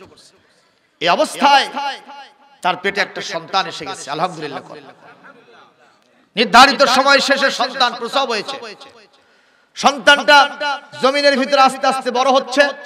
সন্তানের চেহারা স্বরূপ দেখলে মনে হয় আস্ত আল্লাহর ওলি হতে চলেছে। সুবহানাল্লাহ। মুরব্বীদের সম্মান করে, ছোটদেরকে স্নেহ করে। কথা শুনতেছেন আপনারা? নারীদেরকে সম্মান করে, যার যা প্রাপ্য ওস্তাদদের ভালোবাসে, অন্যদের জন্য দোয়া করে, কোনো লম্পঝম্প করে না, দুষ্টামি করে না, বদমাইশি করে না, সিটারি বাটপারি করে না। তাহলে ভালো না কালো? ভালো। কিন্তু ওদের স্বপ্ন হলো মডার্ন সায়েন্সের যুগের ছেলে মেয়েরা একটু লম্পঝম্প করবে, লাফালাফি করবে, ঝাপাঝাপি করবে, তাহলে বোঝাতে পার মাথায় কিছু ঘিলু আছে। এরকম কিছু মানুষ লাফাঝাপা পছন্দ করে না। এখন ওর চিন্তা যে এর তো জেলা স্কুলে ভর্তি করতে পারবো না, আর জেলা স্কুলে যদি ভর্তি না করি একে দিয়ে তো সচিবও বানানো যাবে না, ওই কলমের খোসা দিয়া কোটি কোটি টাকা ইনকাম করে আমার মনের দুঃস্বপ্ন বাস্তবায়ন করাও সম্ভব হয় না। কথা কি শুনতেছেন আপনারা? ভালো লাগতেছে না তো বাপ আর ছেলে দুইজনে পরামর্শ করতেছে, আব্বা আমার এই সন্তানটা এরকম হলো কেন? আমি এরকম সন্তান তো চাইনি। সন্তান হওয়ার কথা ছিল লারেল আপ্পা আমার খাওয়ার।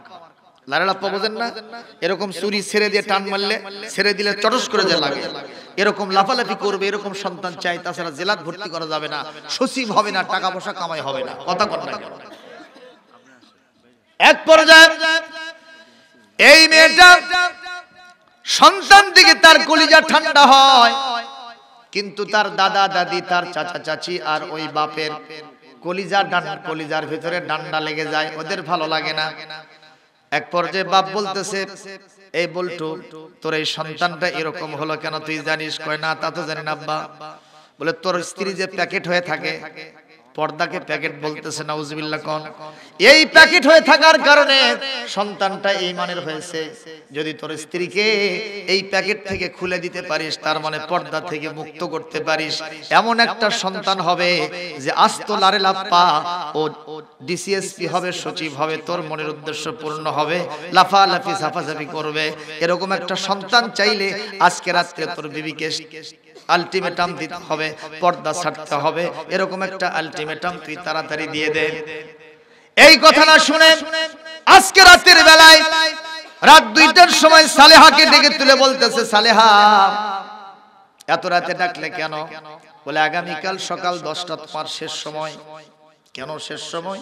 সকাল 10টার সময় তোমাকে পর্দা খুলতে হবে, তোমার পেট ফিট বের করতে হবে, লাইলুদি বের করতে হবে, তোমাকে মাথার চুল ছেড়ে দিয়া লিপস্টিক মার্কা শেষে ওই হাই হিল পরে ট্যাপ ট্যাপ ট্যাপ ট্যাপ করে তোমাকে চলাফেরা করতে হবে। আমার বন্ধু বান্ধব আসলে তার সাথে লিপকি ফেটকি করতে হবে, মার্কেট করতে হবে, বাজারে যেতে হবে, রাস্তাঘাটে হাঁটতে হবে। এরকম যদি না করো আমার পরিবেশে তুমি থাকতে পারবা না। চিৎকার দিয়ে বলেন নাউজুবিল্লাহ। আগামীকাল সকাল 10টার ভিতরে যদি পর্দা না খোলো, অবশ্যই তোমাকে এই পরিবার থেকে বিদায় হতে হবে। তার মানে আমি তোমাকে তালাক দিব, তালাক দিব, তালাক দিব। শর্তের উপরে তালাক দিলে ওই শর্ত যদি পাওয়া যায়, তালাক হয় কি হয় না? কথা কয় না, হয় কি হয় না? মেয়েটা আলেমা ছিল, মেয়েটা চিন্তা করলো, হাই রে, এরকম শর্তের ভিত্তিতে কোনোদিন আমাকে নির্যাতন করে নাই, এতদিন মার সহ্য করলাম, এতদিন পিটন সহ্য করলাম, বকাঝকা সহ্য করলাম, আমি এই পরিবারে তাও অবস্থান করতেছি নিজের সতীত্বকে বজায় রাখার জন্য। কিন্তু আজকে যেরকম একটা শর্ত করছে, আগামীকাল সকাল 10টার ভিতরে যদি আমার এই পর্দাটা না খুলি, এই পরিবারে তো থাকা হবে না, আমি যে মোতাল্লাকা হয়ে যাব তাতে কোনো সন্দেহ নাই। আল্লাহ গো, এরকম পরিবার ছেড়ে আমি চলে যাব, তাতে আমার কোনো অবজেকশন নাই। কিন্তু এই কলিজার টুকরা সন্তান আব্দুল্লাহ, তুমি আমার গর্ভ থেকে দান করছো, এই সন্তানের চেহারার দিকে তাকালে আমার কলিজা ঠান্ডা হয়ে যায়।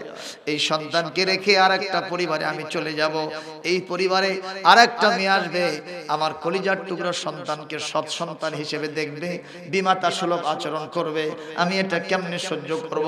আল্লাহ গো, আমি আমার সন্তানের ভবিষ্যৎ চিন্তা করে আমি এই পরিবারের সম্পর্ক রেখে চলতে চাই।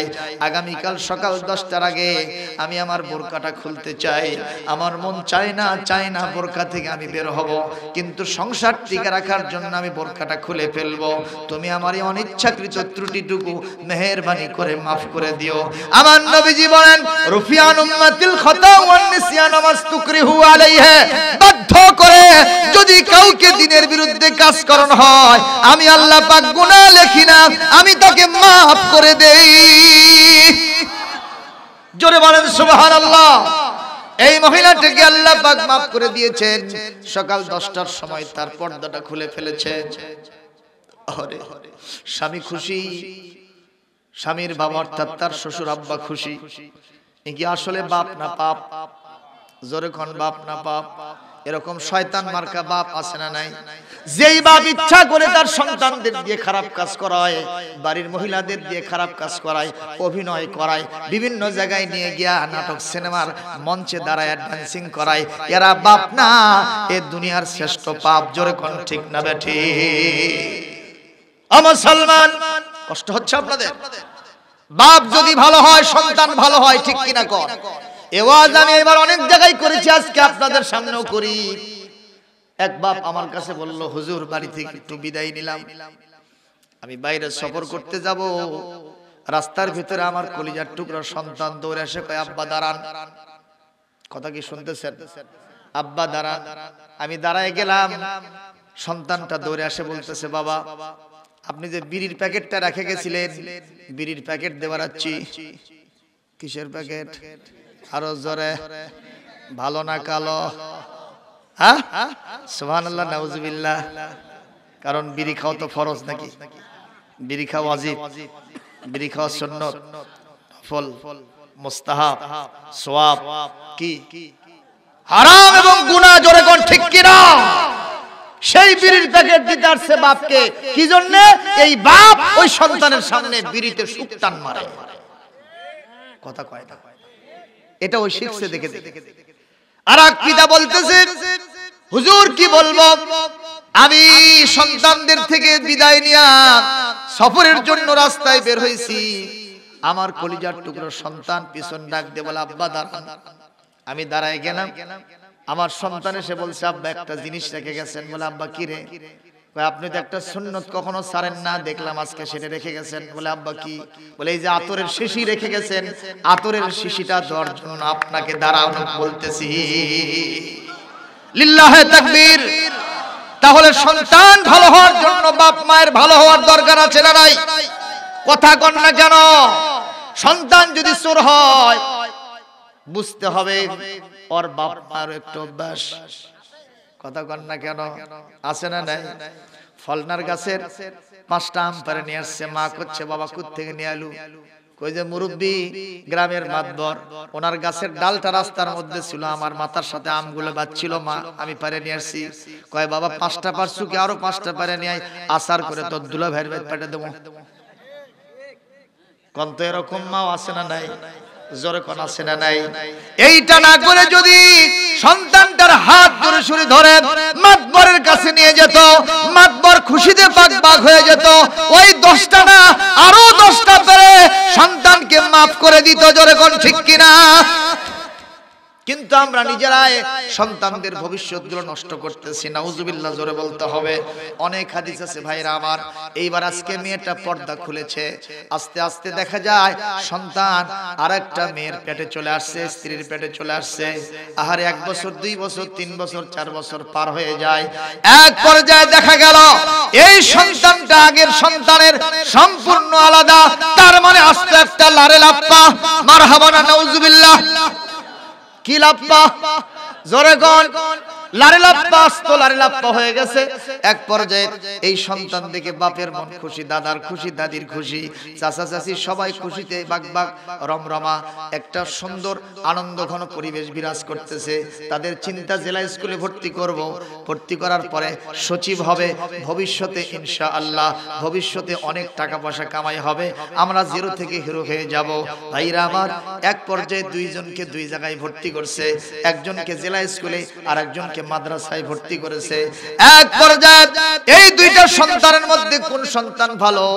এই সালেহা তার স্বামী বল্টুকে বলতেছে, 2টা সন্তানের ভিতরে কোন সন্তান ভালো, আমি কি একটু দেখাবো? বলে, না না, তুমি যতই দেখানোর চেষ্টা করো না কেন, আমার ছোট সন্তান পাস করবে, ওই বড়টা ফেল করবে। ওই নাজুক মার্কা সন্তান মডার্ন সায়েন্সের যুগে চলবে না, চলবে না। ওরে গড়ে গড়ে মাদ্রাসায় দাও, ওকে স্কুলে পড়ানো যাবে না, সচিব হবে না। ও মুসলমান, এইবার সালেহা বলতেছে, প্রাণের স্বামী, এই 2টার মধ্যে কোন সন্তান ভালো, আমি কি তা একটু দেখাবো? বলে, কিভাবে দেখাবা? আজকে বিকেল বেলা যখন ওদের স্কুল আর মাদ্রাসা ছুটি হবে, ওই মুহূর্তে পরীক্ষাটা চলবে, তুমি একটু চেয়ে দেখবা কিরকম ভাবে পরীক্ষার রেজাল্ট আসে। বলে, কোনো টেনশন নাই, কেন্দ্র যদি বাড়িতেই হয় পরীক্ষা দিতে কোনো সমস্যা নাই। মারহাবা কোন? কথা কি শুনতেছেন? আল্লাহুম্মা আমিন দেব। ওয়াজ বন্ধ চলবে কিছুক্ষণ।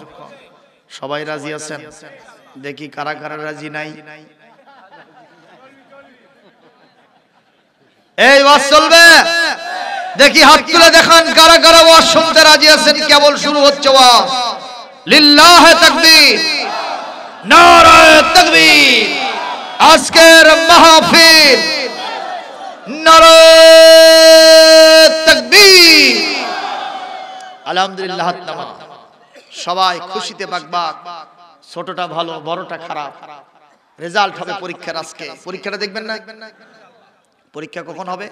বিকাল 4টার সময় স্কুল মাদ্রাসা যখন ছেড়ে দেবে তখন ওই মুহূর্তে। কিভাবে হবে? বলে, যা ভাবে হবে হবে। তোমার প্রতি একটা শর্ত হলো, আমাদের মাটির বাড়ি তো, 2 তলা ঘর আছে। বলে, হ্যাঁ, তুমি ওপর তলা 2টা চুপ করে বসে থাকবে, যা করা লাগে আমি করব, তুমি খালি ছায়া থেকে দেখবা। বলে, আচ্ছা ঠিক আছে। বিকেল 4টার সময় ও ওখানে বল্টু মিয়া বসে আছে। স্ত্রী যখন দেখলো ঢনঢনি হয়ে গেছে, ও আস্তে করে 1 বালতি পানি টিউবওয়েল থেকে নিয়ে গিয়া ধুলাবালির মধ্যে ফেলে দিয়েছে। কর্দমাক্ত হয়েছে, ওর ভিতরে গোড় মারছে। মারার পরে ওই কাপড় চোপড়গুলো মেখে গেছে, মাথার চুলটা ছেড়ে দিয়েছে, একটা ব্লেড নিয়ে সেরকম ফাঁকাচ্ছে গা। ওখান থেকে বলতেছে, কে রে, তুই এত সুন্দরী মহিলা, আমার স্ত্রী এই গাওটা ফাঁকাচ্ছু দে, এটা ক্যাঙ্কা হচ্ছে। কয় যে, মার হবি তা সাউন্ড হবি না, চুপ করে থাকা কোটে। তো যেভাবে খুশি ওইভাবে থাক, কথা কর না কেন, শর্ত মেনে বসে থাক, কোনো কথা হবে না। ইতিমধ্যেই আচ্ছা ঠিক আছে, পরীক্ষা যখন দেওয়া লাগবে, রেজাল্ট দেখার জন্য আমি আসি, দেখি কি হয়। মা এই পরিবেশে সদর দরজায় আস্তে করে বসে থেকে অঝর নয়নে কাঁদতেছে। ইতিমধ্যেই বড় সন্তান কোনো সময় নষ্ট করে না, মাদ্রাসায় পড়ে, সময়ের গুরুত্ব দিতে বলেছেন কে? এই গুরুত্ব বুঝে মাদ্রাসা থেকে দ্রুত গতিতে বাড়ির দিকে আসতেছে, আর কোরআনের তেলাওয়াত মুখে ভেসে আসতেছে। সুবহানাল্লাহ। إذا وقعت الواقعة ليس لوقعتها كاذبة خافضة رافعة إذا رجت الأرض رجا رجا وبست الجبال بسا فكانت هباء منبثا الرحمن علم القرآن خلق الإنسان علمه البيان। এভাবে তেলাওয়াত হয়, সামনের দিকে অ্যাডভান্স করেন, কিছু দূর যাওয়ার পরে নজর করে দেখে তার মায়ের মতো কে যেন সদর দরজায় বসে থেকে অজর নয়নে কাঁদতেছে, চেহারা উস্কো খুস্কো দমক্ত অবস্থায়। থমকে দাঁড়িয়ে বলতেছে, মা নাকি? না, আমার মা এরকম হবে কেন? আবার তেলাওয়াত চালাইতেছে। কি চালাইতেছে? তেলাওয়াত চালাইতেছে। আম্মা ইয়াতাসাআলুন আনিন নাবাইল আযীম আল্লাযী হুম ফীহি মুখতালিফুন। এইভাবে তেলাওয়াত যখন চালায় আবার অ্যাডভান্স করেন, হঠাৎ করে তাকায় দেখে তার মার মতো চোখ ঘুষে মেজে দেখে কেউ না, তার মা বসে আছে। দাঁড়ায় বলতেছে, আসসালামু আলাইকুম ইয়া উম্মিল মুহতারিমা লিমা জালাস্তি হুনা লিমাযা তাবকিন। ও মা, আপনি ওখানে বসে থেকে অঝর নয়নে কাঁদতেছেন কেন? মা গো, আপনার উপরে শান্তি বর্ষিত হোক। সঙ্গে সঙ্গে মা বলতেছে, বাবা রে একটু চুপ করো, আমার কথা শোনো। বলে, মা কি হয়েছে? বলে, তোমাকে মাদ্রাসায় আর তোমার ছোট ভাইকে স্কুলে পাঠানোর পরে তোমার বাবার সাথে একটা বিষয়ে কথা কাটাকাটি হলো। তোমার বাবা সহ্য করলো না, আমাকে মারতে মারতে নর্দমার মধ্যে ফেলে দিল, মাথার চুল ধরে টানা হেঁচড়া করলো, ব্লেড দিয়ে আমার শরীরটা ফাঁকায় দিয়েছে। বাবা, তুমি আমার বড় সন্তান রে, তোমার নাম রেখেছে আমি আব্দুল্লাহ। কি সুন্দর তোমার চেহারা, কি আচরণ, তোমাকে দেখলে আমার কলিজা ঠান্ডা হয়। কিন্তু তোমার আব্বা এই বাড়িতে আমাকে আর কতদিন নির্যাতন করবেন? এই মার আমি আর কতদিন থাকবো? তুমি আমার বড় সন্তান আব্দুল্লাহ বেঁচে থাকতে বাবার বিরুদ্ধে কোনো অ্যাকশন নিবা না। এই কথা বলতে দেরি আছে, বড় সন্তান বলতেছে, মা তুমি না আমারে মাদ্রাসায় ভর্তি করেছো মা, আজকে আমাকে হুজুরেরা কোরআন শরীফের সূরা বাকারার 228 নম্বর আয়াত পড়ে বললাম, ওয়ালা হুন্না মিসলুল্লাযী আলাইহিন্না বিল মারুফ ওয়ালির রিজালি আলাইহিন্না দারাজা আল্লাহু আজিজুন হাকীম।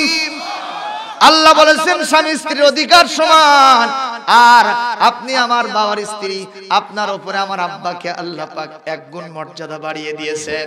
আমার মা গো, যদি আপনি আমার আব্বার কাছে কোনো অপরাধ করে থাকেন, আমার আব্বা আপনাকে শাসন করবে, আপনাকে মারধর করবে, আমি সন্তান হয়ে বাপের বিরুদ্ধে অ্যাকশন নিতে পারি না। এই কথা বলতে দেরি আছে, ওই বলটু আলহামদুলিল্লাহ পড়তে দেরি নাই। কে আলহামদুলিল্লাহ পড়ছে? ওই মনে মনে বলতেছে, হায় সর্বনাশ, আমার বউ যে ষড়যন্ত্রের জাল বিস্তার করছিল, বড় সন্তান যদি ক্ষেপ্ত বাড়িতে থাকা কোটি। সন্তান তো এরকমই হওয়া দরকার। তুমি দেরি করো, আসিতেছে লারে লাপ্পা, তুমি হওয়া সারখার। কথা কন না কেন? সন্তান এরকমই হওয়া দরকার। কি বড় সন্তান ব্যবহার দেখালো। খামাখা তুমি এখানে বসে থেকে কান্দে কান্দে ঘরের কথা পরকে জানাইও না মা। মা তুমি ভেতরে চলো, কোরআন হাদিস যা পড়েছি তোমাকে আমার আব্বাকে সুন্দর করে বনিবনার সৃষ্টি করে দিব। আমি মাঝখানে বসবো, দুইজনকে দুই সাইডে বসায় কোরআন হাদিস দিয়ে বুঝাইয়া তোমাদের মাঝখানে আমি মিনিমাইজ করে দিব। জোরকন মারহাবা। কিন্তু মা বলতেছে, বাবা আমি আগে থেকেই জানি তোমাক দিয়ে কাম হবে। তোমাক দিয়ে কাম? বাবা তুমি যাও, আমি বসে আছি কার জন্যে? আরো জোরে, জোরসে মারো। লারে লাপ্পা আগে আসে না পরে আসে? কারণ সময় নষ্ট করে। এক জায়গায় ক্রিকেট, আর এক জায়গায় র‍্যাকেট, আর এক জায়গায় ফুটবল, আর এক জায়গায় বাস্কেটবল। কথা বলেন না কেন? এক জায়গায় জুয়া, আর এক জায়গায় গাঞ্জা, আর এক জায়গায় বাবা, আর এক জায়গায় চাচা। কথা কয় না, কথা কয় না। দেরিতে আসতেছেন, মা তো কান্না শুরু করছে। বড় ছেলে কতই না সাজে, মা এখানে থেকে না, মা ভেতরের দিকে চলো, কিন্তু যায় না।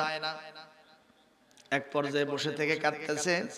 ছোট ছেলে আসতেছে, ওর মুখে তো কোরআনের তেলাওয়াত নাই, আছে কি? পড়ে না চোখের পলক। কি তোমার রূপের ঝলক, আমি জ্ঞান হারাবো, মরেই যাব, বাঁচাতে পারবে না কেউ। তুমি কাছে কি বা দূরে রাও, চোখের আড়াল হও, মনে রেখো আমিও ছিলাম। এই যুবকেরা জোরে কর নাউজুবিল্লাহ। এইভাবে গান চালায়। আমার মাকে একটা চশমা কিনা দে। কথা কয় না, আছে না নাই? লঙ্গি ডান্স দিচ্ছে আর আসতেছে। এইভাবে হঠাৎ করে চল নজর করে দেখে সদর দরজায় তার মার মতো কে যেন বসে থেকে অঝর নয়নে কাঁদে। চিন্তা করলাম মা তো নয়, সম্ভবত অন্য কোনো মহিলা হবে। আমার মা তো শালীন মহিলা। আবার গান চালায়, সামনে অগ্রসর হয়। থমকে দাঁড়িয়ে দেখে সত্যি চোখ ঘুষে মেশে উনি আর কেউ নয়, তার জন্মদাতা পেটে ধরা মা বসে আছে। থমকে দাঁড়িয়ে বলছে, মা তুমি কেন এখানে বসে কাঁদতেছো? কই বাবা তোর বাপ মারছে। এই কথা বলতে দেরি আছে, ও বলতেছে, মা তুমি কি জানো না আমি দাঁড়ের আপ্পা? আমরা মডার্ন সায়েন্সের যুগের ছেলেবেলে আমার বাপ ধরে আমার মাকে মারবে, আমি সেটা সহ্য করবো। ওই শালা কুন্টি কও। কে কুন্টি ভাই? আরে বাপ শালা হয়। কথা কন না কেন? ওখানে হয়েছে না হয়নি? এই মা ওই কোথায় আছে, খালি আমাকে দিয়ে দেখো, দেখায় দাও দাও। আজকে হয় এই বাড়িতে ওই থাকবে, না হয় আমি থাকবো। বাপকে বাপ মাকে ধরে মারবে, মডার্ন সায়েন্সের যুগের ছেলেরা সহ্য করবে না। সেক্ষেত্রে আমি আরো বেশি অগ্রগামী। আমাকে তুমি মহব্বত করে নাম রাখছো আব্দুল করিম। লোকেরা আমার আচরণ দেখে বলে, আরে লাপ্পা আমি আজকে ঠান্ডা করবো আব্বা। কথা কয় না। এক পর্যায়ে মাকে ঝাংটা দিয়ে ফেলে দিয়া হাতকে একটা লাঠি নিয়ে শোকেজের মধ্যে জোরে একটা বাড়ি মারছে, আর হুলকুম কাঁপে উঠছে। সমস্ত কাছের জিনিসপত্র ভেঙে গুড়া। কথা কি শুনতেছেন? এক পর্যায়ে আন্দি শান্দি খোঁজে, কিন্তু বাপকে খুঁজে পায় না। মা দৌড়ে যে চাপে ধরে বলে, বাবা তোর বড় ভাইকে তো এই অভিযোগ দিছিলাম, তোর বড় ভাই কি সুন্দর ব্যবহার দেখালো, তুই মাথা গরম করছিস কেন? তোর বাপ আমার স্বামী হয় না? ও আমাকে মারবে, আমাকে ধরবে, আমাকে নির্যাতন করবে, আমাকে শাসন করবে, তোরা বেটা হয়ে এই ব্যাপারে কথা বলিস কেন? কয় মা পেটন যদি না খাবার তো সরে যাও, 80 কোটি কাল দেখাও। এক পর্যায়ে মা তাকে দেখায় না, কিন্তু মা কি আসলে মেরে নেবে? কথা কন না কেন? স্বামীকে কি সন্তান দিয়ে কি মেরে নেবে কোনো মা? কখনো সম্ভব নয়। এক পর্যায়ে কোথাও না পেয়ে যখন মই দিয়ে উপর তালাত ওঠা শুরু করছে, মা দুইটা পা জোরে ধরে বলতেছে, বাবা মাথা গরম করা যাবে না, বাপের বিরুদ্ধে অ্যাকশনে গেলে দুনিয়া আখিরাত নষ্ট হয়ে যাবে। কথা বলেন ঠিক না বেঠিক? দুইটা সন্তানকে নিয়ে এসে আস্তে করে বসায় খাওয়া দাওয়া করায় খেলার মাঠে পাঠায় দিয়া রেজাল্ট নিতে গেছে। যে দেখে বল্টুকে যেখানে বসে রেখে আসছিল ওখানে বল্টু নাই। কেরে আমার স্বামী গেল কোথায়? দেখে দোতলার উপর আর একটা হাততালা থাকে না, থাকে না। দেখে পায়ের আসুর, মাটির দেওয়াল, মানে মই ছাড়াই হাসিরে উঠছে। মেয়ে মানুষ তার উঠতে পারে না। এক পর্যায়ে একটা মই লাগায় উঠছে, যে দেখে তাও নাই, কিন্তু একটা ডোল নড়াচড়া করে। কি নড়তেছে? ডোল। যে দেখে জিকির চলতেছে, বড়টাই ভালো, বড়টাই ভালো, বড়টাই ভালো। আমরা জিকির করি আল্লাহ আল্লাহ আল্লাহ আল্লাহ, ওই জিকির করতেছে বড়টা বড়টা বড়টা। মা বলতেছে, শাস্ত্রী বলতেছে, রে প্রাণের বল্টু তোমাকে তো দুই তালার উপরে রেখে আসছিলাম, তুমি এখানে কেন? কয় ছোটটা তুলছে, লারে লাপ্পা তুলছে, এক লাফ দিয়ে উঠছি। এবার পরীক্ষার রেজাল্ট দাও। রেজাল্টটা কি হলো? সঙ্গে সঙ্গে ওইখান থেকে বল্টু বলতেছে, প্রাণের বিবি রে, বড় সন্তান যে ব্যবহার দেখাইছে আমার কলিজা ঠান্ডা। আমি এখন সিদ্ধান্ত নিয়েছি আর কোনোদিন তোমাকে বোরকার বাইরে রাখবো না।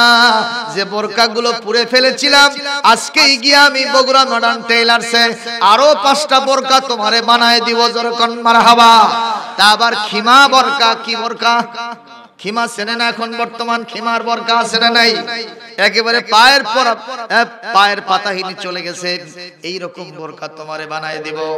প্রাণের বিবি রে, আমার রেজাল্ট প্রকাশ হয়ে গেছে। বড় সন্তান আমাদের জন্য সম্মানজনক নয়, ওই বড় সন্তান আমাদের জন্য, এই পরিবারের জন্য বার্ডেন নয় আছে ওই সন্তান। আর বড় ছোট সন্তান আমার সংসারটাকে আগুন জ্বালায় দিয়েছে। আমি এইবার সিদ্ধান্ত নিয়েছি, পর্দা ছাড়া নারীদের কোনো শান্তি হবে না। জোরে কোন মারহাবা। এই পর্যায়ে স্ত্রী বলতেছে, চলো রেজাল্ট যখন হইল, পর্দা যখন আমারে দিবা, আমি অবশ্যই তোমাকে নিয়ে সংসার করব। চলো। কয় যাব তো। ওই কোনটি? ওই মানে কয় ছোটটা কোনটি? কয় না ওরা খেলতে গেছে। কয় না শোনা, ওদিকে আমার কথা শোনা যায়। এতই ভয় জেগে গেছে, এখান থেকে আপনাদের হাসির খোরাক দেই নাই। অবশ্যই পর্দার ভিতরে থাকলে শান্তি হবে। যে সন্তান জন্ম নেবে, এ কখনো আবু জেহেল মার্কা, ওই ফেরাউন মার্কা, নমরুদ মার্কা হবে না, আবু লাহাব মার্কা হবে না। এই সন্তান হবে হযরত ওমর, হযরত তারিক বিন জিয়াদের উত্তরসূরি। জোরে কোন ঠিক না বেঠিক? এখান থেকে আমি এই কথার সবক দিতে চাই, আল্লাহর বিধান যেখানে যেখানে সেটিং দেওয়া যাবে, সেই জায়গায় শান্তি নেমে আসবে। শান্তি নাজিল করবেন কে? আমরা কি সে আল্লাহর বিধানের পক্ষে আছি? যখন আছি। আপনাদের মনে থাকার কথা, স্ত্রী বলল, আমি যখন গর্ভবতী ছিলাম তুমি সফরে ছিলা, এই অবস্থায় সন্তান আল্লাহ দান করছে। এই সমাজের লোকেরা মেয়ে সন্তান দেখলে তাদের চেহারা কালো হয়ে যায়, এজন্য আমি তোমাকে বলতে সাহস পাচ্ছি না। বলে কোনো টেনশন নাই। আমি স্ত্রীকে মানে অভয় দিয়ে দিলাম, আমি এই মুহূর্তে সন্তানকে নিয়ে নতুন করে স্বপ্ন দেখলাম। আজ হোক কাল হোক সন্তানকে বড় করে অপরের হাতে বিয়ে দিতে হবে। যখন বিয়ে দিব তখন অপরের বান্দানি করবে, তাদের খেদমত করবে। আমি তো উচ্চ বংশের লোক, আমার বংশের কুলকৌলিন্য নষ্ট হয়ে যাবে, বংশের অমর্যাদা হবে। এই সন্তানকে রাখা যাবে না। আজ হোক কাল হোক আমি আমার সন্তানকে হত্যা করে জমিন থেকে বিদায় করব। বলেন নাউজুবিল্লাহ। এই মুহূর্তে আমার রাসূলের সামনে বলেন, ইয়া রাসূলুল্লাহ, ইয়া হাবিবাল্লাহ, আমি যখন একদিন আমার স্ত্রীকে বললাম, তোমার কলিজার টুকরো সন্তান, আমারও সন্তান জামিলাকে সুন্দর করে সাজায় দাও, একটু জিয়াফত খাইতে যাব। আমার স্ত্রী মনের মতো করে আমার সন্তানটারে সাজায় দিল। আমি আমার সন্তানকে নিয়ে যাব।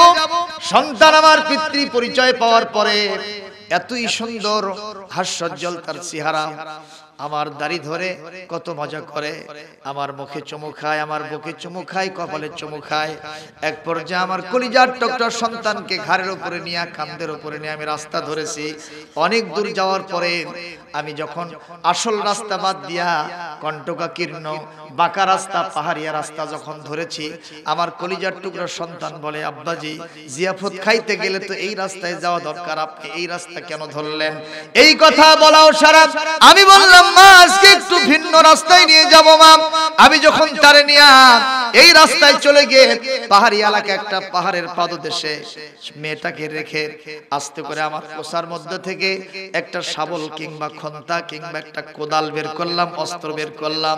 এটা বের করে যখন কঙ্করময় মাটিটা খোঁড়া শুরু করে দিয়েছি, ওই মাটির ধুলোবালিগুলো এসে, পাহাড়ের ওই পাথরের ধুলোবালিগুলো এসে আমার দাড়ি, আমার জামা মাখে যাচ্ছে। আমার সন্তান বলতেছে, আব্বাজি কেন অযথা মাটি খুঁড়তেছেন, কেন অযথা পাথর খুঁড়ে খুঁড়ে কষ্ট পাচ্ছেন আব্বা? আমি যেই গর্ত তার জন্য খনন করতেছি সেটা কিন্তু সে জানে না। এক পর্যায়ে যখন গর্ত খনন করা হয়ে গেছে, আমার কলিজার টুকরো সন্তানকে বললাম, মা রে একটু তাকায় দেখো মায়ের ভেতরে কি সুন্দর দেখা যায়। আমার মেয়ে সরল বিশ্বাসে যখন গিয়ে তার মাথাটা ওই দিকে একটু নত করে দিয়েছে, চেহারা দিয়ে যখন ভেতরটা একটু দেখতে থাকে, আমি পাষণ্ড পিতা পেছন থেকে সজোরে একটা ধাক্কা মারলাম আমার কলিজার টুকরো সন্তানকে। সন্তান গিয়া হুমড়ি খেয়ে গর্তের মধ্যে পড়ে গেছে। আমি এত বড় একটা পাথর উঁচু করে মেয়েটার কচি বুককে রক্ষা করে যখন মারবো, মেয়েটা ওখান থেকে চিৎকার দিয়ে উঠে বলে, আব্বা আমি বুঝতে পেরেছি এই গর্ত আমার জন্য খনন করেছে। ও আব্বা, এই সমাজের চালচিত্র আপনি জানেন না। আমি শপথ করে বলছি আব্বা, আমি মানুষের কাছে ভিক্ষা করে খাবো, আপনাকে বাপ বলে পরিচয় দিয়ে সমাজে অপমান করব না। আপনি আমাকে ছেড়ে দেন আব্বা, আপনি আমাকে ছেড়ে দেন আব্বা, বাঁচার সুযোগ দেন। মেয়েটারে আকুতি বিনতি আমার মনটা গলল না। আমি এই পাথরটা নিয়ে এত জোরে মেরে দিলাম, আমার মেয়ের বুকে লাগার সাথে সাথে কচি বুকটা ফেটে ফিনকি দিয়ে রক্ত বের হয়ে গেল। আমার মেয়ে ওখান থেকে আব্বা বলে জোরে একটা চিৎকার ভাঙলো। আমি পিতা, আমার হৃদয় গলল না। অনেকগুলো পাথর চাপা দিয়া আমি মেয়েটাকে ওখানে রেখে চলে এসেছি। আজ কত দিন হয়ে যায়, রাতের বেলায় যখন ঘুমায় স্বপ্নে আমার মেয়েটাকে আমি দেখতে পাই। যখন কোথাও বসে বৈঠক করি, মেয়েটার চিৎকার আমার কানের মধ্যে ভেসে। ইয়া রাসূলুল্লাহ, ইয়া হাবিবাল্লাহ, আজ কতদিন পেরিয়ে গেল, ওই মেয়েটার স্মৃতি আমার চোখের সামনে থেকে যায় না।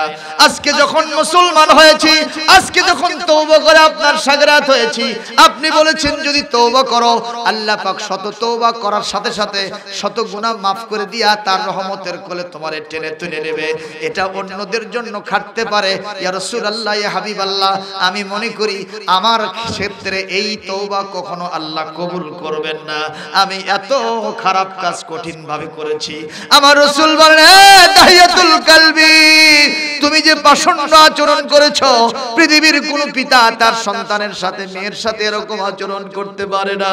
রাসূলুল্লাহ রহমতের নবী, করুণার ছবি, তার চোখ দিয়ে পানি পড়ে পড়ে দাড়ি ভিজে যায়।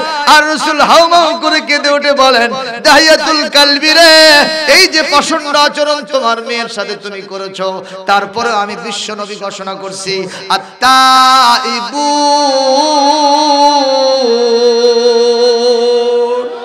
যদি তুমি তওবা করে আমি রাসূলের দরবারে ওঠা বসা করতে পারো, আগের আচরণ ছেড়ে দিয়া ইসলামী নিজামটা যদি তুমি ধরে নিতে পারো, আল্লাহ পাক তোমার এই অপরাধ maaf করে দিয়া তার রহমতের কোলে টেনে তুলে নেবেন। জান্নাতের 8টা দরজা তোমার জন্য খুলে দিবে। লিল্লাহে তাকবীর। ও মুসলমান, আপনারা জবাব দেন, তওবা করার দরকার আছে না নাই? কার কাছে তওবা করব? জোরে বলেন, কতবার করব? যতবার প্রয়োজন ততবার করব। 100 বার নয়, 200 বার নয়, যতবার সম্ভব তওবা করব। কার কাছে? তওবা জীবনে কত করলাম আমরা। তওবা করি কি? আস্তাগফিরুল্লাহ রাব্বি মিন কুল্লি যামবিন ওয়া আতুবু ইলাইহি, লা হাওলা ওয়ালা কুওয়াতা ইল্লা বিল্লাহিল আলিয়্যিল আযীম। এর মানেটা কি আমি নিজেই বুঝি না। কথা কর না কেন? মানে না বুঝে তওবা করে লাভ আছে? কথা বলতেছেন না কেন? কোন জিনিসের মানে না বুঝলে এটা দিয়ে কি কোনো কিছু হয়? মানে না বুঝলে কখনো হবে না। ওই যে আমি এই কথাটা বলেই থাকি, আমাদের দেশের এক লোক সৌদি আরবে গেছে, যাওয়ার পরে ওই তো আরবি বোঝে না। এখন ওরা তো আরবিতে কথা কয়, আরবি বোঝে না, খালি হোহা কয়। আর একটা ভাষা বুঝেছে, ইয়া হাজ্জি, ইয়া হাজ্জি। কথা কর না কেন? তো এখন উট চড়াচ্ছে উটওয়ালারা, তো চিন্তা করলে একটু উটে চড়ে ঘুরি তো কেমন লাগে। এখন উঠে চড়ে ঘুরতেছে, কিছুক্ষণ পর বাংলাদেশি তো এরা তো খুব বেশি সিটার মার্কা হয়। কথা ঠিক না বেঠিক? অন্যান্য দেশের যে তাদেরকে ঠকেতে আসে। তো যাই হোক, এখন এক পর্যায়ে সে বলছে, যখন তার প্রসাব লাগছে খুব জোরে, আরবিতে কেমনে বলবে যে আমি প্রসাব করব, যেহেতু জানি না কিছু। সে বলতেছে ইয়া হাজ্জি মুত্তু। কি বলতেছে? মুত্তু মানে আমি মুতবো, এটা বলতেছে। কিন্তু আরবিতে মুত্তু মানে আমি মরবো। মুত্তু মানে মরবো, এই কথা বলাও সারা। এখন ওই সৌদি উট চালাচ্ছে সে লোক বলতেছে, এই লা তামুত, লা তামুত, তুই মরিস না, তুই মরলে আমার হাতে দড়ি লাগবে। কথা কোন ঠিক কি না? তো চিন্তা করছে এটা বোধহয় মোতার জায়গা না, আর একটু সামনে যায়। কিছু দূর যাওয়ার বলছিল ইয়া হাজ্জি মুত্তু, লা তামুত। আবার সামনে গেছে, অর্থ ফাটফাটি অবস্থা। জোরে কোন ঠিক না বেঠিক? এখন তৃতীয়বার, 1 2 3 বার, তৃতীয়বার বলছি ইয়া হাজ্জি মুত্তু। এই মুত্তু বলতে দেরি আছে, ও বলছে লা তামুত। যেই লা তামুত বলছে, সঙ্গে সঙ্গে সেন খুলে ব্রাশ পায়। সৌদির লোক বলছে, বাবা বাংলাদেশের লোকেরা মুত্তু মানে মরা না, মুত্তু মানে ওতা। বলছে মুত মুত মুত, তুই জম্মের মরা মর।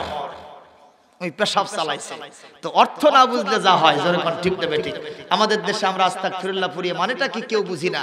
এই মানে দিয়ে কোনো কাজ হবে না। এজন্য আমি আপনাদের সকলকে বলবো, সবচেয়ে বড় তওবা হলো আমি অতীতে যত ইসলাম বিরোধী কাজ করছি একটাও আর জীবনে কখনো করিব না। এটা হলো সবচেয়ে বড় তওবা। কথা কি বোঝা গেল? আমি অতীতে যত নামাজ কাজা করেছি আর করব না, রোজা কাজা করেছি করব না, সুদ খেয়েছি আর সুদ খাবো না, ঘুষ খেয়েছি আর ঘুষ খাবো না, আর জীবনে মেয়েরে ঠকাবো না, ছেলেরা জিতাবো না, 2 নম্বরই 4 নম্বরই 22 নম্বরই করব না, খাদ্যে ভেজাল দেব না, ওজনে কম দেব না, খাদ্যে ফরমালিন মিশাবো না, ইয়াবা খাবো না, জুয়া খেলবো না, মদ খাবো না, মানুষের সাথে কখনো অন্যায় অবিচার করব না। এই শপথ যদি কেউ নিতে পারে অবশ্যই তার তওবা কবুল হয়ে যাবে। কার কাছে? এটা আসল তওবা। কথা বলে ঠিক না ঠিক? এগুলোর সাথে সাথে আমরা আস্তাগফিরুল্লাহ পড়তেছি, ইমাম সাহেব সালাম ফেরানোর সাথে সাথে আস্তাগফিরুল্লাহ। একটা মহিলা মানুষ যাচ্ছে আছে না নাই? কম আস্তাগফিরুল্লাহ পড়তেছে, এরই মধ্যে আবার গুনাহ চলতেছে। এই আস্তাগফিরুল্লাহর কোনো মানে হতে পারে না। আজকে কি আমরা আসল তওবা করতে রাজি আছি? 3টা কাজ করব ইনশাআল্লাহ। কয়টা? 1 নম্বর, অতীতে যে ভুলগুলো করেছি এইজন্য আল্লাহর কাছে মাপ চাবো, বলি আমিন। 2 নম্বর, ওই কাজগুলো আর জীবনে কোনোদিন করিব না। 3 নম্বর, আমি ইনশাআল্লাহ এখন থেকে আল্লাহর কোনো গোলামি আর ছাড়ব না। জোরে বলি আল্লাহুম্মা আমিন। আর আজকে যে মজলিসে আমরা বসলাম, এই মজলিস থেকে আমরা বক্তব্য শেষ করার পরে আলেম ওলামা দেখবেন অনেকে বলে যে ওমা আলাইনা ইল্লাল বালাগ, সেটা ঠিকই আছে। অনেকে বলে এই যে ওমা আলাইনা ইল্লাল বালাগ, তার হাযা মা ইনদি ওয়াল ইলমু ইনদাল্লাহ আলাইহি তাওয়াক্কালতু ওয়া ইলাইহি উনীব, এসব অনেক কিছু বলে আমরা শেষ করি। কিন্তু বিশ্বনবীর একটা সুন্নাত আছে, একটা মজলিসে যতক্ষণ আমি বক্তব্য রাখবো, আনফরচুনেটলি আমার মুখ থেকে কোনো গুনার কথা বের হয়ে যেতেও পারে। আল্লাহ রাসূল তখন কত সুন্দর করে বিশ্বনবী তিরমিজির হাদিসের ভিতরে বলে দিয়েছেন, সেটা হলো এই সুবহানাকা আল্লাহুম্মা ওয়া বিহামদিকা আশহাদু আল্লা ইলাহা ইল্লা আনতা আস্তাগফিরুকা ওয়া আতুবু ইলাইক। এটা হলো একটা বৈঠক থেকে ফারেগ হওয়ার পরে এই দোয়া যারা পড়বে, ওখানে যদি কোনো গুনাহ হয়ে থাকে আমার আল্লাহ সব মাফ করে দেবে। জোরে বল সুবহানাল্লাহ। প্রিয় ভাইরা, কষ্ট পাচ্ছেন? আবার কত কষ্ট পেলেন আমার কথায়? 2 নম্বর, তওবা আমরা করব আল্লাহর কাছে। 2 নম্বর, আল্লাহ আবিদু